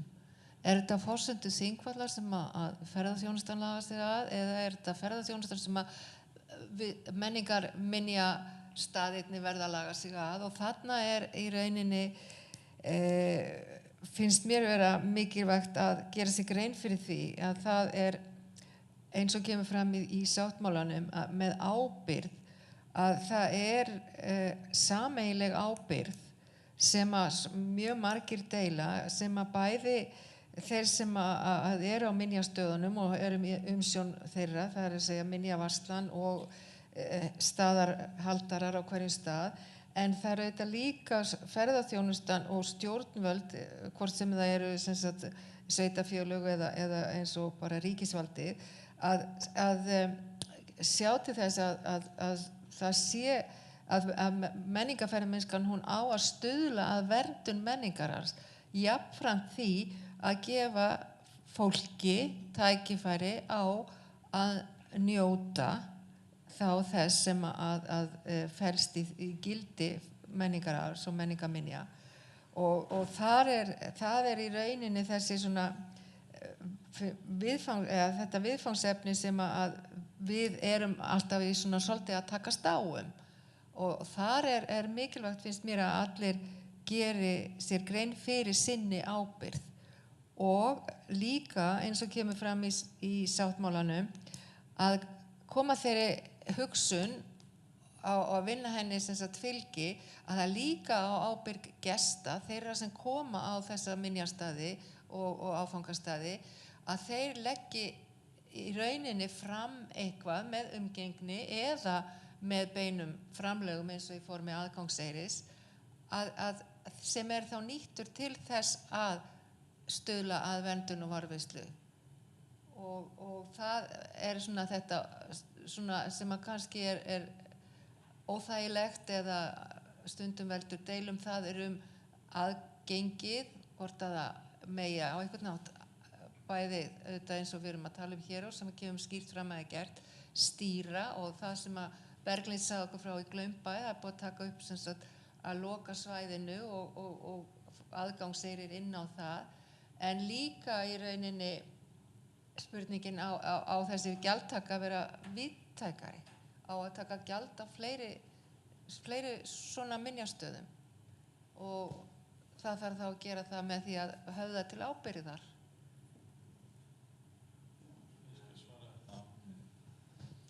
Já, það stórt spurt, sko. Nei, varðandi, sko, það var eitt mér langaði að skjóta einu varðandi þetta sem tengist náttúrulega þessu líka áðurinn fyrir til þjóðleiðir og annað. Þú nefndir hérna aðra staði uppsveitunum og það tengist svolítið þessari umræðu sem að þú ert að spyrja eftir. Að við erum nýlega búin að, svona því að kannski séð í fjölmiðlum, það þetta gullna hringborð, það svona samstarfsvettvangur uppsveitana og þeirra opinberu aðilar sem á uppsveitunum að stýra og það mikill vilji þar til þess að virkilega vinna áfram að því að þróa og móta fleiri áningarstaði til þess að þetta sé ekki bara þessi 3 stopp, en það hafa orðið til fleiri stopp með allir þessari þróun í uppsveitunum. En varðandi hvort að þeir að dreifa fólki frá hakinu og almannagjá út allan þjóðgarð, Við getum bara veltið fyrir okkur hvernig við viljum sjá það. Maður getur sagt að þegar þið farið til Parísar í fyrsta sinn, hvert farið þið þá? Þá farið ekkert í eitthvað útkverfi að horfa á eitthvað skemmu eða að horfa á eitthvað annað. Þið farið beint að horfa á Æffelturnin. Og það svolítið það sem við erum að fást við á Þingvöllum. Við erum að fá ferðamenn sem að koma nánast á hverjum degi, kemur, eins og ég segi stundum bara hreinlega ferskt kjöt daglega. Það er bara á hverjum degi koma 5.000 til 8.000 mann sem hafa ekki komið til Þingvalla áður. Þeir eru ekkert að fara eitthvað að virða fyrir sér eitthvað út í Arnarfelli. Þeir eru að koma að bara ganga þess og þetta er rosalega stýrð ferðaþjónusta. Og í raun og veru getum við líka speglað þetta við sem Íslendinga, við sem njótum svæðisins, er ekki bara ágætt að við eigum restina þjóðgarðinu svolítið fyrir okkur. Það er bara svolítið kannski eigingjöld spurning og með þessu að fókusera uppbyggingu og innviði á þessu svæði, þá getum við stýrt í þar í staðin fyrir að við fengjum allan út allt og akkurat upp á öryggi ferðamenn. Þá fyrst verður það nú erfitt að fara að eltast við ferðamenn upp hóla og hæðir að fást við þá. Þannig að ég held að í raun og veru eðli ferðaþjónustuna á Gullanhringnum er bara svolítið þetta er svolítið stýrt, þetta er bara eins og lest sem keyrir. Og sko, það er rosalega áskorun í framtíðinni að fara að stýra þessu og hvernig við ætlum að gera það, að setja ítölu og hindra og hamla eða við getum gert það.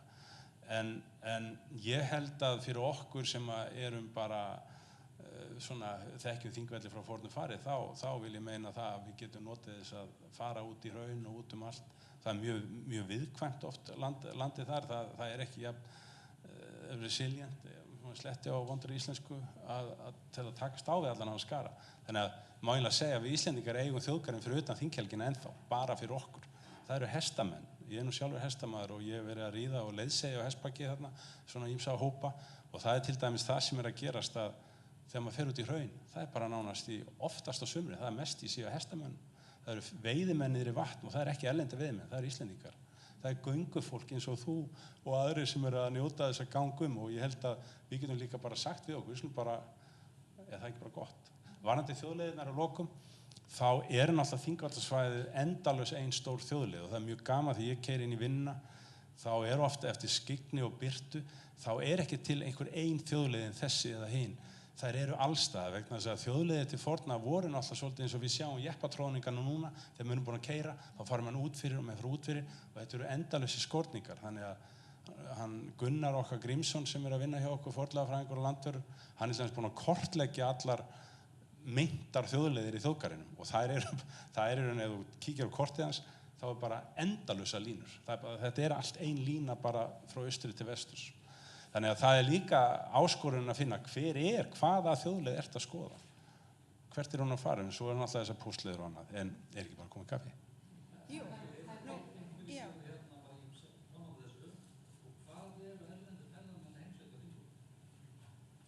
Þeir eru.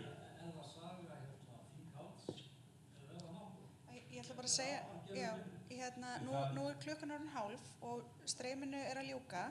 Og þar með heyra þetta ekki fleiri. Þannig að eigum við að færa umræðunar bara yfir kaffibolla. Það er klukkan orðin svo margt. Já. Mér finnst þetta gott að fá glaupa á Þingvelli, svo með það heiti ég. En það með Vestfirði og allt það sem hefur orðið útlutan og eins og þetta með klósettmál á Vestfjörðum. Ég fór sjálf með hugmyndavinnu á Hólmavík og var þar með ferðaþjónustuaðilum fyrir mörgum árum síðan, 2009. Þar var aðalmarkmiðurinn klósettaðstaða á Vestfjörðum og þetta er svona það sem ég mun vilja dreifa yfir til ykkar að reyna að leysa þannig að við leysum ekki klósettmálið á Vestfjörðum